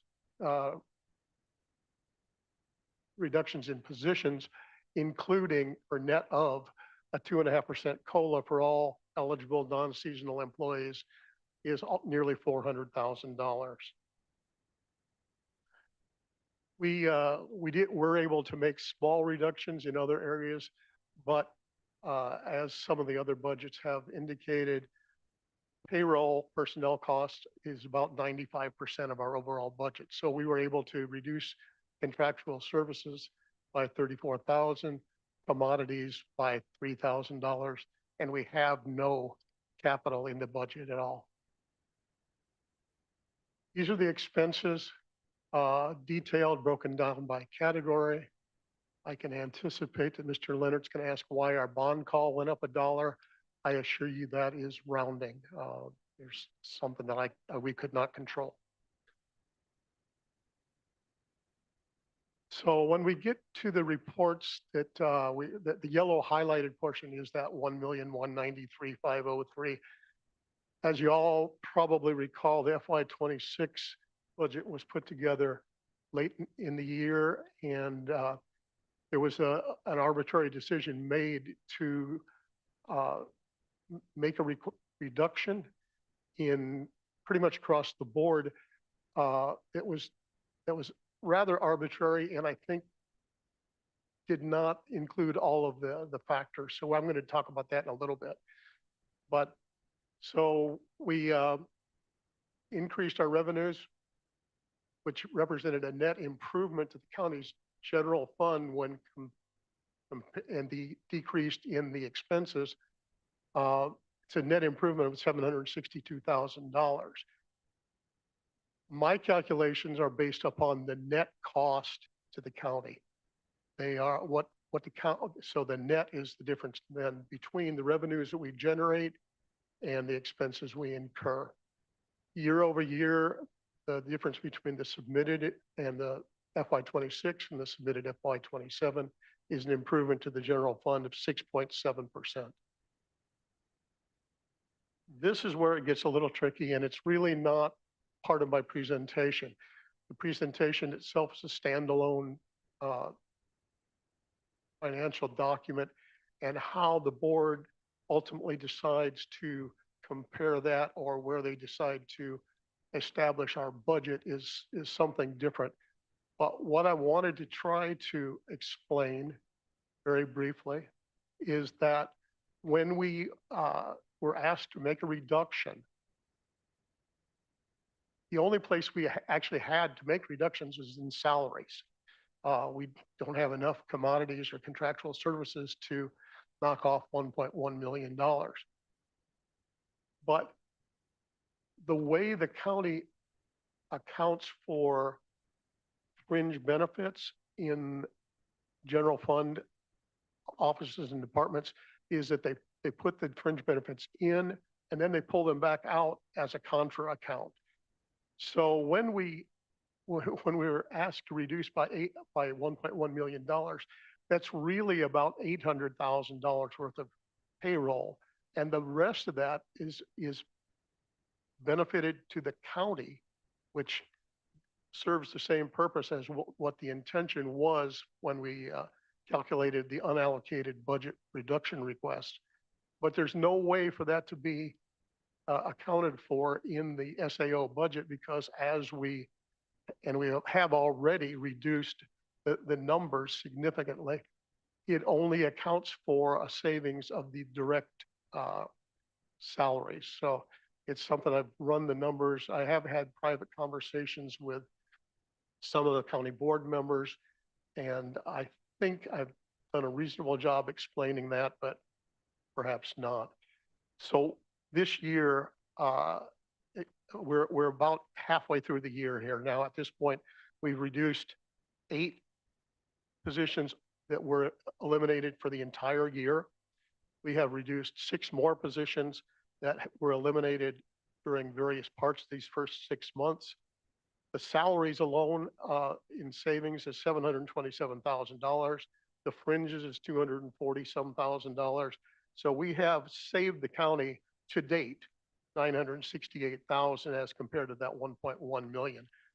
And the discussions that we had last fall were that we would be working towards making those reductions over the period of FY26. And we are doing our very best to do that. And I think we're on target to probably achieve that before the end of the year. This is just another slide that essentially 66% of whatever we have for salaries is a reduction of the state's attorney's budget. 34% flows back up through the county. Well, that's my 10 minutes. So if there are any, We can let you finish, Mr. Hunt. I think some people went under, so go for it. okay. Well, there's really not a lot more in this. It's just this is a repeat that the presentation I'm making here today is for the general fund only. It's a standalone proposal. Even though we achieved some reductions, it wasn't a specific intent to hit a 5% reduction. We realized that we're going to be, like every other office and department in the county, we will be subject to review, and a final decision will be made sometime within the next few months. But we will continue to make every effort to reduce expenses where we aren't going to compromise the operations of the office. We'll continue to seek sources of revenue. And in our FY27 budget, we have not included any revenues that are at this point not fully confirmed. So we do have some awards that have been granted but not yet been finalized. When those happen, we will come to the board with budget updates. And that'll be it. Okay, thank you, Mr. Hunt. Any questions regarding the state's attorney's budget? Okay, I don't hear or see any, so we will move on to our public defender.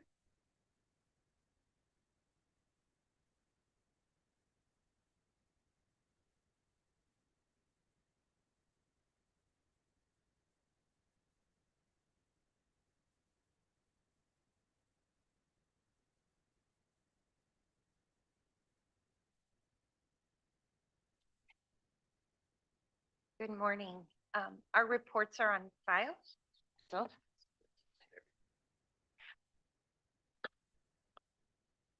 our reports are on file. If you have any questions on those, if not, we can move on to the budget presentation. Okay, any questions regarding public defender's report? Okay.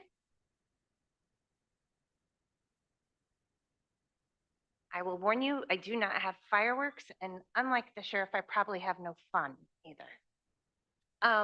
So the first slide goes to our number of employees. We currently do have 52 employees in the office. And our organizational chart, last year as part of the budget, we did eliminate 1 position. So this does look a little bit different this year.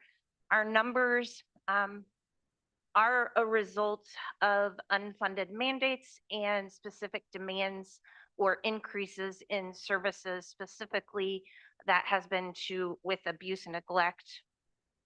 So these are our current numbers and our numbers going into 2027. These are our open and closed cases. The numbers for 2026 do reflect numbers through April. So that was 5 months for the year of 2026, and we are on par to reach the same numbers as 25 and 24. As you can see, there have been slight increases going into 24 and continuing in, we believe, into 2026 of appointments for our office. This is a snapshot of our salaries and wages. I do want to point out that the 2027 budget does not include increases for our union employees. We do have 10 union employees, which are our support staff and investigators. Their collective bargaining agreement does end in November, so we will be renegotiating that. And so increases for them are not reflected in here. For 2026, they did receive 4% increase. The 2027 numbers do include a 2.5% COLA increase. And then the only other increase in our budget is in contractual items. Those are specifically for Westlaw and Clear, which are two contracts that are very important to us. We use for research, and our investigators use them as well. There is a slight increase there. I think it's a little over $800 going into 2027. We are not requesting any new positions. We are fully staffed. We have been, I need to knock on some wood somewhere. It has been a good trend. While we have lost people, we have been able to very quickly replace them. I believe that that is the work that the board helped us to do to get our starting salary up to $75,000. Our budget, like many other departments, 96% of it is salary and wages, but 100% of it is necessary to perform our duties. I will point out that while we did work very hard to get our starting salary to $75,000, and I will say that we are still competitive with surrounding counties, as in any industry, when one county starts to raise, then other counties go above. There is a posting this month for McHenry County. They are starting new salaries or new attorneys. So that would be an attorney with no real experience at $80,000. This slide is just to give you sort of an idea of where we are and what we are working with. This is a comparison of the state's attorney's criminal budget and our budget. And it points out that in 2024, we were appointed to 79.4% of the felony filings in King County. And in 2025, we were at 76.3%, but we do not have 76.3% of the budget, of the criminal budget. So we are working with less already in the appointments that we receive. And unlike the state's attorney's office, police agencies are not helping us to investigate our offenses. We are starting from scratch with our cases when we get them. So our investigators are the ones that are investigating them. Our attorneys are the ones that are working on them to figure out what needs to be investigated and what needs to be done on that case. So we are starting from scratch with far less money, but we are making that work and we are doing what we need to do for our clients. Cuts to our budget based upon what has been suggested would be 3 attorneys in our office.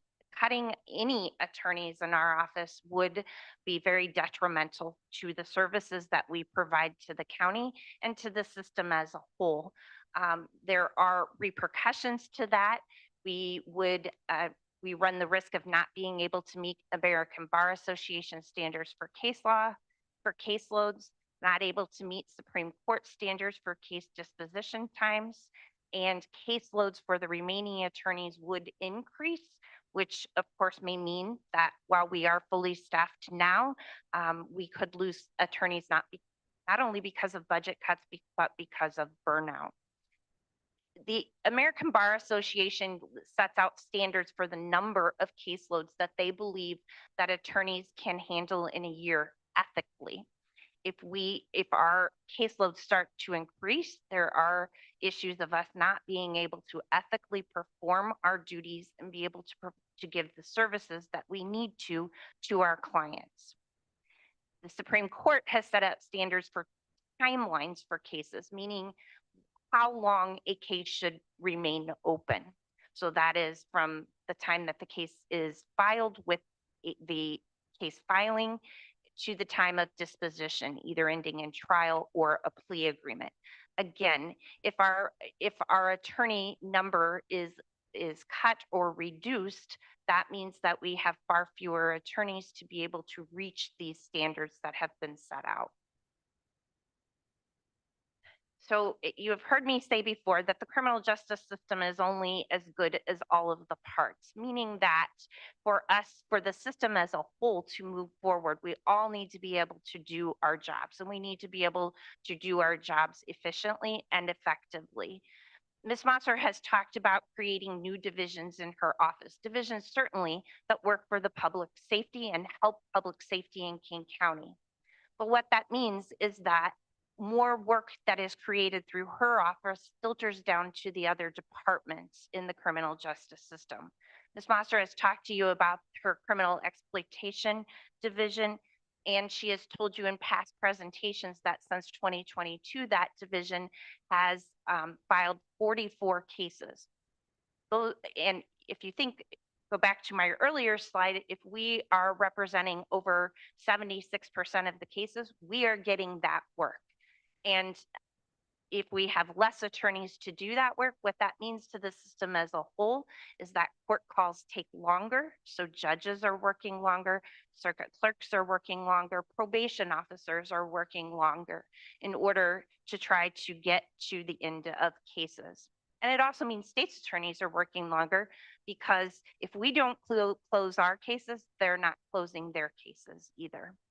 If we do not have the ability to effectively and efficiently handle our cases, then defendants and victims do not get finality in a timely manner. I talked about burnout.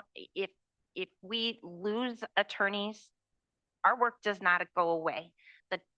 The filings are going up. You can see that in my slide. Our appointments are going up. If we lose attorneys, the work does not go away. It just gets shifted to other attorneys. And what that means is those other attorneys are then doing their own work plus the work that is shifted to them. And unfortunately, that leads to burnout. This is a tough job as it is. And when you are handed even more work, it makes it even more difficult. And when they're looking down the road and they can see that they can go to a different county for more money and less work, that's when I am going to start losing attorneys and not be able to replace them. All right. So the budget that I have presented for 2027, I believe is mandatory and necessary so that we can ethically perform the duties and mandates of the Constitution and the state of Illinois. I know we have talked year after year about the unfunded mandates, but those are things that we live with daily in our office. We have to perform these things. We have to look at the body worn cameras and all of the discovery and able to do our job to the best of our abilities, not only to the best of our abilities, but to meet the mandates that we have been given through the Constitution and the state of Illinois. The prior increase in personnel were the direct result of those mandates and increases in demands for services, specifically in abuse and neglect. We, as I said, are fully staffed, and that is a benefit to the system as a whole.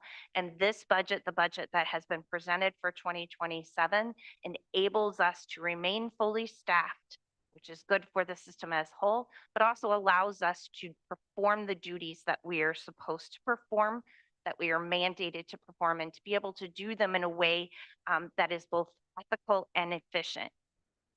It comes to a point that if we lose personnel, we may not be able to accept the appointments that we are given. The downside to that is not that then those cases go away. Those people still get an attorney, and that then falls to the court system to provide them contract attorneys. We believe that we are doing an excellent job. I have attorneys that work tirelessly on their cases, and we are doing that within the budget that we have and the budget that has been presented. Thank you. Thank you. Any questions for Ms. Conant? I fully support your budget. So, but I'm only one person on this committee. I think historically, we know that the Public Defender's Office has been underfunded. So to get to the point where you are finally where you're at, I think is going to be, it would do a disservice to this county to then set you back. So I don't know if anybody else on this county and this committee has any questions or comments, but you have my support when it comes to this. Thank you. Chief Judge?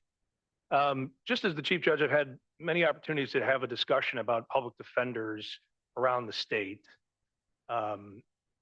There's a topic that gets bantered around. It's called legal deserts. If you haven't heard of it, it's the fact that attorneys don't want to live in certain areas. There are areas south of I-80, should we just refer to it that way, where the public defenders make less than their court reporters. That means they have a very, very hard time attracting anyone to work for them. And when you talk about constitutional mandates, I'll just remind you, I try to remind everybody this all the time. I was not a public defender, by the way. I was a prosecutor initially before I became a civil lawyer. But public defenders have always been near and dear to me because if you know the history of the U.S. Constitution's formation, when they say you have a constitutional right to an attorney, it's not really the Constitution. There's nothing in the Constitution that talks about you as a person or any of your personal rights or even privacy. Nothing. It wasn't going to get passed until at the Constitutional Convention, some states said we need these individual rights that need to be added, and they added the Bill of Rights, and that's how the Constitution got passed. It would never have been passed without those amendments. The Sixth Amendment is the right to counsel. So if you wear a flag on your lapel pin or a lanyard or fly a flag in your house or do something else, don't ever consider cutting this budget and reducing the amount of attorneys that provide public defender service to these people. The truth is, law enforcement involves itself with poorer people way more often than people with money. Simple as. That's how it goes. Come to the courthouse any day. You will not find rich people from my neighborhood in that courthouse other than getting divorced, where they can fight over money and their own assets. Most of the people in the criminal justice system do not have the funds that a lot of us are fortunate enough to have. Public defender is essential. Tell your friends on the board, leave this budget alone. Thank you. Thank you, Chief Judge. Public Defender, could you go back? Sorry, Ms. Conant, could you go back to that page where it had the percentage that your office is handling 74%? Was it 70, 76? Yeah. So I want to make sure that we're looking at this here when we're comparing our budgets and when we're looking at that, because I think this is a snapshot of what the importance of what your office does and why we need to support it. And I have Madam Chair here. Do you want to, wherever you want, she's going to make a comment as well. Any other questions before she gets, Mr. Roth, go ahead. I have two things. The first one is I agree with your comment. We need to support the public defender because it gets more expensive if we don't approve the budget. The other is, are we working with our lobbyists to try to help out the public defender? I know Ms. Combs is still on, but if we can get some additional more, grants. I know the state's attorney is finding them. So I can answer that a little bit. Okay. Just a small portion, but I am working with the court administrator, Ms. O'Brien. We are working on trying to get some revenue in relation to abuse and neglect cases. We are in the initial parts of that, but we are working. The Public Defender Act was passed and goes into effect next year. I think that I've talked about this before, but the first 2 years of that is just going to be administrative. Okay. And then they are going to actually pick the person that will be the statewide public defender for 6 years. Unfortunately, the way that it's looking right now, I don't think that we will benefit until after that 2 years, so potentially 2029. Okay. But there is hope that there will be some funds there. And then follow up a comment you made. I know over the last few years, domestic abuse has gone way up. Is that still true? it does continue to go up every year. I don't have the exact, I didn't do the Okay. exact numbers for this Right. presentation. But yes, that is a courtroom. Our courtroom 209, the state's attorney has 4 attorneys in there. We have 4 attorneys in there. They are very busy every Yeah, single yeah. day. And that doesn't account for the felony filings that are Right. domestic related as well. Okay. All right. Thank you. Thank you, Mr. Roth. Madam Chair? Thank you very much. And thanks for bringing that slide up. It's a remarkable slide. My question is, we had talked on this board having a strategic plan, but we'd like to think ahead of time. And I think it's very important because this is the annual budget. With you providing 76, let's say 77% of the felony cases filed, is that budget adequate? I know this is adequate for us right now, get that, but for next year, because we have representatives here of the Finance Committee, is that adequate amount of money? I'm sincere, and I'm asking a sincere question, not a hypothetical question. Well, as I mentioned at the beginning, we do have the union, so this will increase the budget that I have given for 2027. Their last contract was a 3-year contract. They had 9%, 6%, and 4% increases in that contract. We have not begun negotiations at all, so I don't know where we will be for this year. All right, but how many employees are in that union? 10. Okay, so that's a modest increase. I mean, Yeah. overall. Yes. So but I'm back to my question. So the percentage of felony cases versus what the state's attorney has, it's $6 million, maybe $5 million approximate. Are you going to need another 500,000, 600,000? I know whatever you can give us, right? But Yeah, I work very hard for us to live within the budget that we are. absolutely. I believe since I have been the public defender, we have given money back every year. A lot of that has been because sort of the revolving door of attorneys until we got to a good starting salary. But I work hard to work with the money that we have been given, and I am trying to be fiscally responsible with that.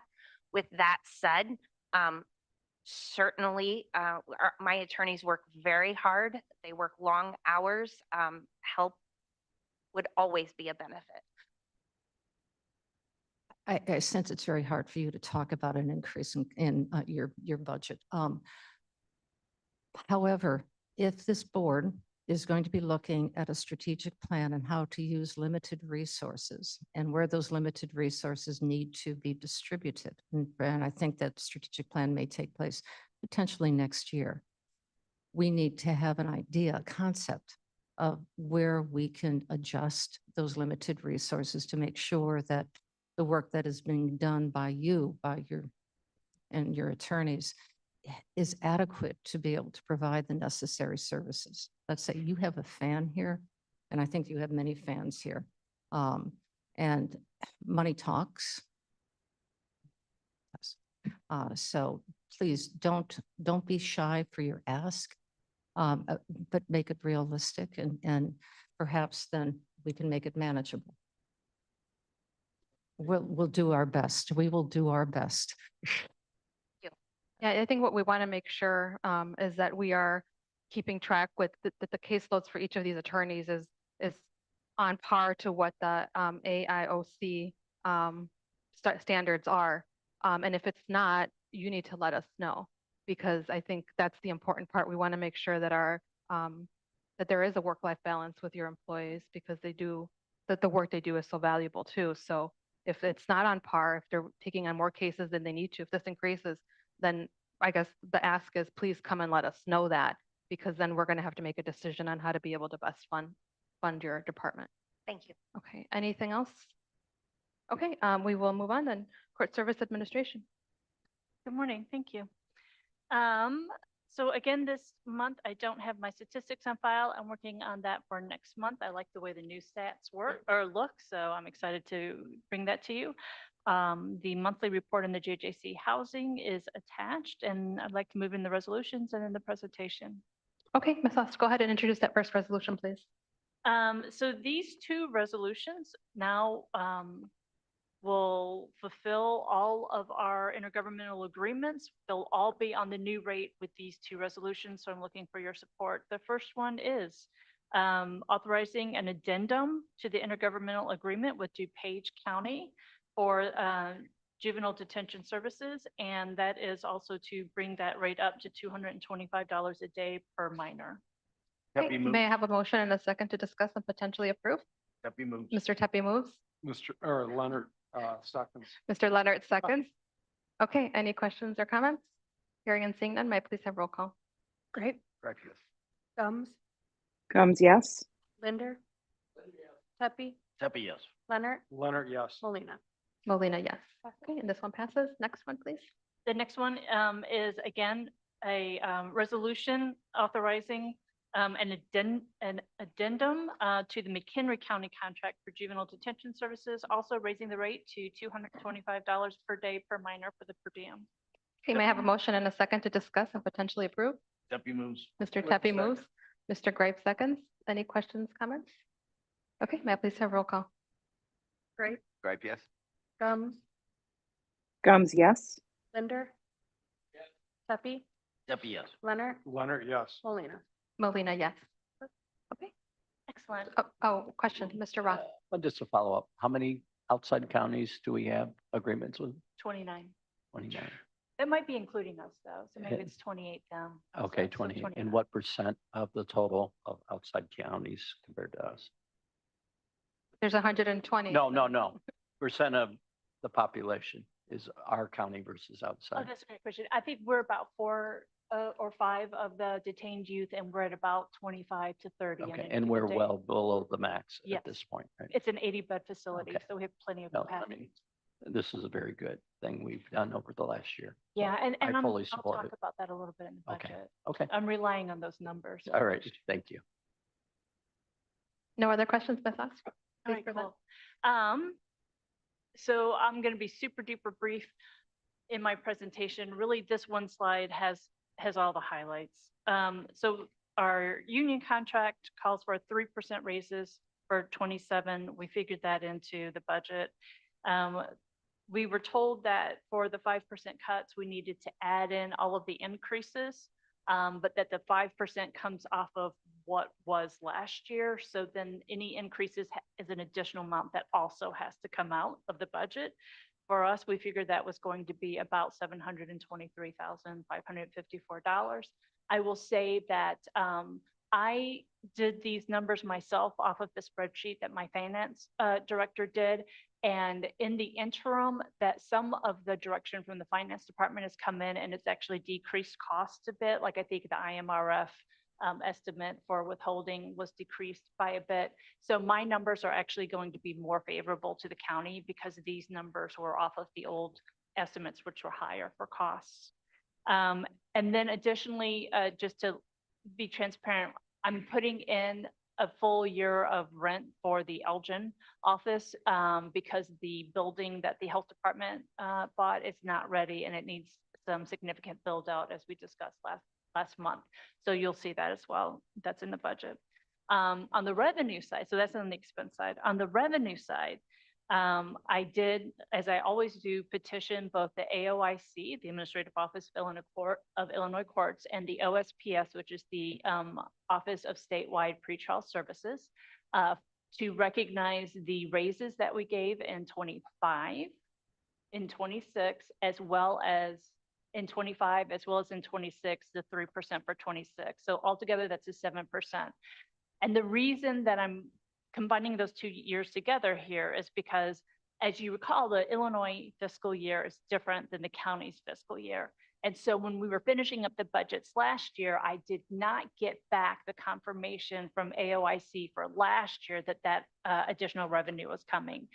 So I did get that confirmation. It wasn't in time for the budget. I did bring in additional revenue, and you'll see that reflected in this year's budget. I believe that I'm on track right now to give back almost $800,000. That's a combination of the additional revenue that we were able to attain, as well as the decrease in costs. And as was stated earlier, some of that give back is from when we have staff turnover. When we fill those positions, we do, immediately begin that salary expense, but the county doesn't provide benefits until a certain number of days out. And so the county then retains that amount of money from the turnover as well. So all of that is a complex formula, and it goes into why I'm so far under budget for the 26 budget. So when I look at taking into account all of that increase, I'm guesstimating it's going to be between 500 and 600,000 for next year over the last recorded in the budget. The AOIC, as I said, they've agreed to fully fund all of those raises. The JJC, thank you very much for passing those two resolutions. They're guessing that their increase in the budget will be about $300,000 annually as well, and especially now that we have all of our partners on board. So altogether, I'm guessing that's going to get me about another $800,000 in increased revenue. As you could see, my estimate on the 5% cut, even with the increases, even with the Elgin rent, would only have been just over 700,000. So I think I'm giving an additional 800,000 back to the county just through those two revenue enhancements. In addition, this part has not been finalized yet. It's going to be another one of those things where I believe the AOIC is going to agree to convert one fully county funded position into a fully reimbursed position. That position right now is 76,000. So that would be a 76,000 decrease off your expenses and a 76,000 increase in revenue. But I won't have confirmation of that until after the state budget is finalized. Usually for me, that comes around August, September. Additionally, we've applied for an adult redeploy grant that we'll be using for drug court for their treatment needs. We've applied for about 367,000. I'm not sure I'll get all of that, but I do honestly think I'll get a significant chunk. We've also asked for additional funding from the Illinois Department of Transportation to cover, because they get federal money to decrease DUIs or to do DUI prevention. And so we've asked for additional funds for training for all of my staff who are involved in the DUI courts, and we're hopeful that that'll be able to cover other departments who also have staff that participate in the DUI court, such as the state's attorney and the public defender. So we've asked for an additional 50,000 to send them to conferences. So I'll let you know if we get that. Right now, I'm being told kind of off the record, it looks pretty good. So, but I don't know the actual amount until that comes out. So this slide, I just want to reinforce that this is what the revenue is for court services. The primary source of revenue for us is the reimbursement of the salary, so that when we give raises, by and large, the county gets a substantial amount of that back.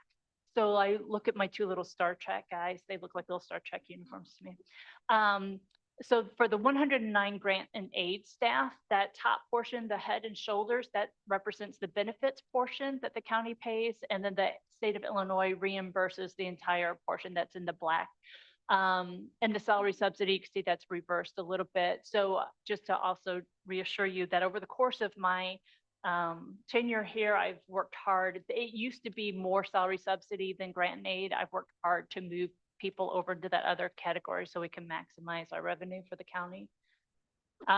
This is just briefly looking at a glance at the revenue between the 2 years. Another way of looking at, I've tried hard to decrease our reliance on county funds. And again, like Terry said, like this is only focusing on the general fund. So we've increased our revenue. We were able, and you can see in that circled area, our reliance on the county general fund has gone from about almost 5.8 million down to 4.9 million. And so we've decreased our reliance on the county from 41% of the budget to 34% of our general fund budget. This is just another way of looking at where our money is going within the budget. Other people have stated that, they're about 95, 96% personnel. We're just over 91% personnel, and that's primarily just like the jail. We've got kids we have to feed when they're in juvenile detention. we have to buy food, whether it expires or not, whether we have the kids to feed it to or not, because we just always have to be ready for that. So food and medical services are our largest commodities, and that's really non-negotiable. This just at a glance, even though I'm not going to go into it in detail, does represent for you as reassurance. The more that cuts we're being asked to make, we're really shifting a lot of our expenses where we can out of the general fund into our special funds, which are restricted funds. So just broadly speaking, you can see the orange line are expenses, the blue line is revenue. So we're spending more than we're bringing in, but that's what those funds are for, and that's what we're doing. And then just broadly speaking, because this budget presentation is so early in the year, that really I'm not making major staffing changes. I'm not making organizational chart changes. This is what the department looks like. We have about 189 staff. We do have a few openings at any given time, but our intent is to fill those because we do have, adult probation, juvenile probation, juvenile detention, and the diagnostic center. The work doesn't stop. And so when we have vacancies, we're asking the fellow staff to please take on that burden of supervising those empty caseloads. And then we do our best to get those positions filled as quickly as we can, but it does usually take 2 to 3 months to fill each position. And so by way of this presentation, I'm giving a huge shout out to all the staff who help cover for each other. They're amazing people to work with, and they truly care about the clients, about this county. We all live here, we work here, we work with these people, and we've tried to do a really good job. And that is the sum of my presentation. Just for reference, if anyone's interested, I do include all the statutes that relate to court services. If you want to go through them or two. I mean, every single thing we do is by mandate. We don't do anything optional. We long ago cut everything that was not a mandate. And if you have any questions, I'm available. Thank you, Ms. Haas. Any questions for court services? Nope, I don't. Oh, Mr. Gray. Yeah, thank you, Madam Chair. The health department space, I've been up there a few times. Is it possible you could move in, because I figured they could fit 500 people in that one room they've got desks and stuff. It's not ideal. It's not the way you're going to want it, but in the interim, saving you from spending $87,000, you could make. So as the slide points out at the bottom of that first column where it says probation staff, on the probation side, they do about 16,000 drug tests annually. That's my issue with that space. Currently, they want us to occupy the part of the building that's on the far western side. There are no washrooms there. And we collect for the specialty courts alone, drug court, each one of those clients, we drop them 3 times a week. So I really need a bathroom facility, not just for our employees, but just for the collection of urine. Like literally, I cannot have them squatting over carpet. I know that that's obscene, but that's the position I'm in. And since there's no water on that side, like they have to jackhammer up the concrete and they've got to lay down and build out. There's a lot that needs to be done to that building. Okay, good question, Mr. Grape. Okay, anything else? Okay, thank you, Ms. Haas. Thank you. Okay, Circuit Clerk.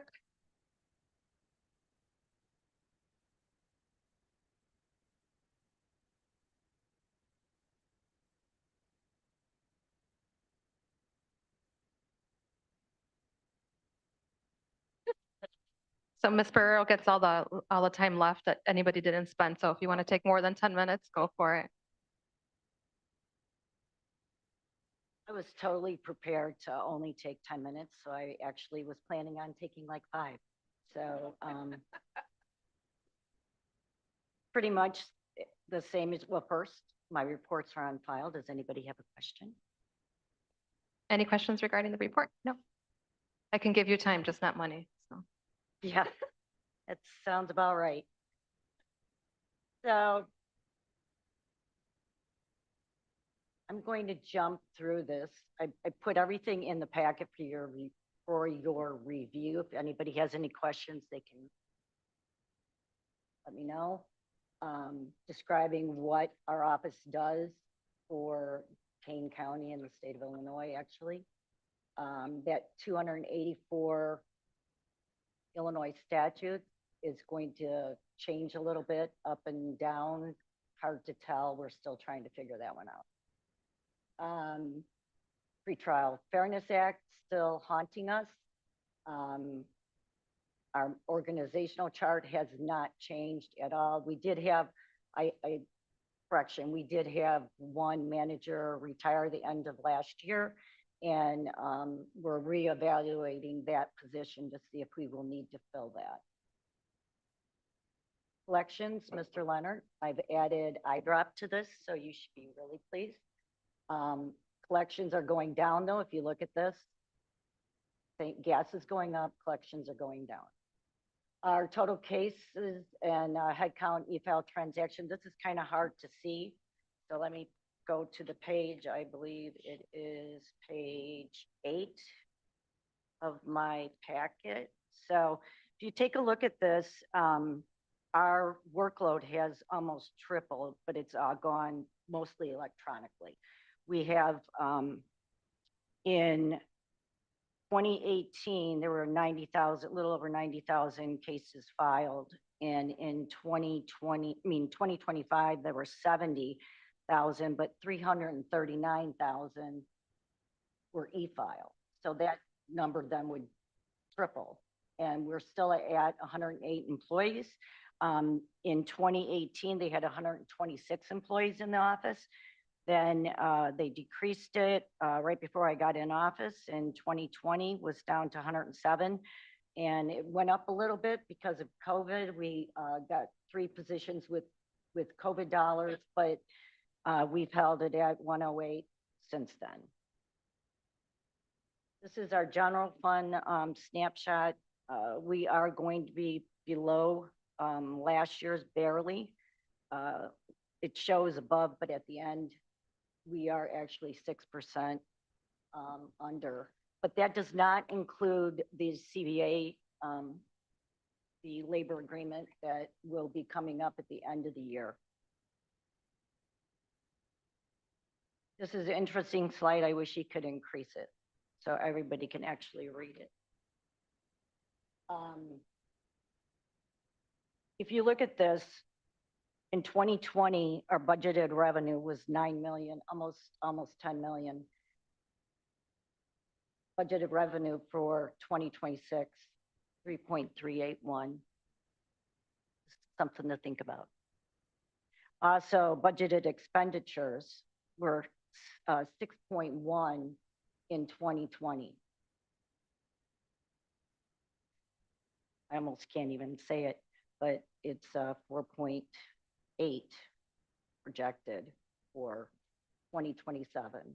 And you say, how can we do that? Because we do have a labor contract. We have reorganized the office. We have cut costs where we didn't need it.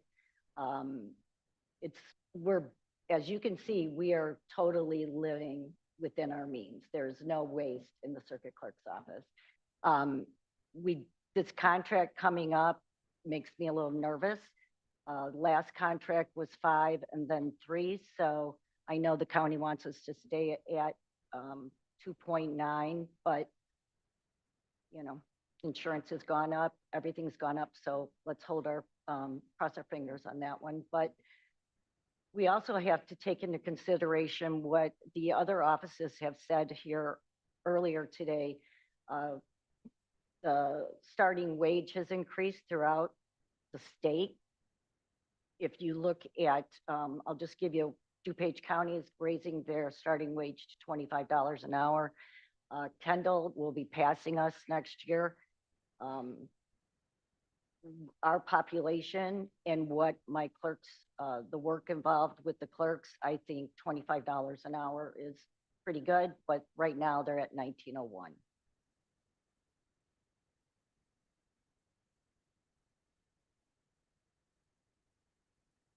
So this just explains how many clerks we have in at the circuit clerk's office. We have 35 courtrooms, and we have 7. Well, we need 35 employees for 33 courtrooms. We have 7 that are on the e-file team, and we have 13 in the records division. They forgot to put the beginning of this little graph because those should be, the first line should be court and office, second would be records, 13 and 7 is e-file, total of 65 deputy clerks in our office. If you take off all the CBAs that are allotted for one day, then the mandated services that we have to have clerks in is 52. Total needed would be 54 clerks. We have 65, so we're cutting it pretty close. We cannot lower that anymore. We just filled 4 deputy clerks positions, but those will take a while to train. We're only down, now the whole court and office team is filled. We still have some vacancies in accounting and in our business processing, which deal with, business processing deals with all our statistical reports that the state needs and other departments need. We also, with our accounting division, you have to also realize the dollars that come through the county come through us, other than the treasurer's office. People pay their fines and fees, et cetera. We distribute it out. So we have been working with only 1 clerk in that department because we lost 2. And she's had to have backup, and my finance director's been backing up, and that assistant's been backing up. But we did just hire 1 more person in there. Going to see how it goes with 2 people because it's kind of hard to take a vacation with only 1 person there. Unless you guys don't need your reimbursements for the dollars, we could hold those. And that's about it. Does anybody have any questions? Okay, any questions for our circuit clerk? I don't see any. Thanks for Okay. staying. Thank you. Okay, any old business the committee would like to bring up? Any new business from the committee? Okay, may I have a consent to place reports on file? Unanimous request to put them on file. Mr. Tepe requests unanimous consent. Any opposition? Okay, reports are placed on file. We have no need for executive session. Thank you all for your time and effort in working through this. May I have a motion and a second to adjourn? Mr. Tepe moves, Mr. Leonard seconds. All those in favor? Any opposed? Motion passes. We are adjourned. Thank you, everybody.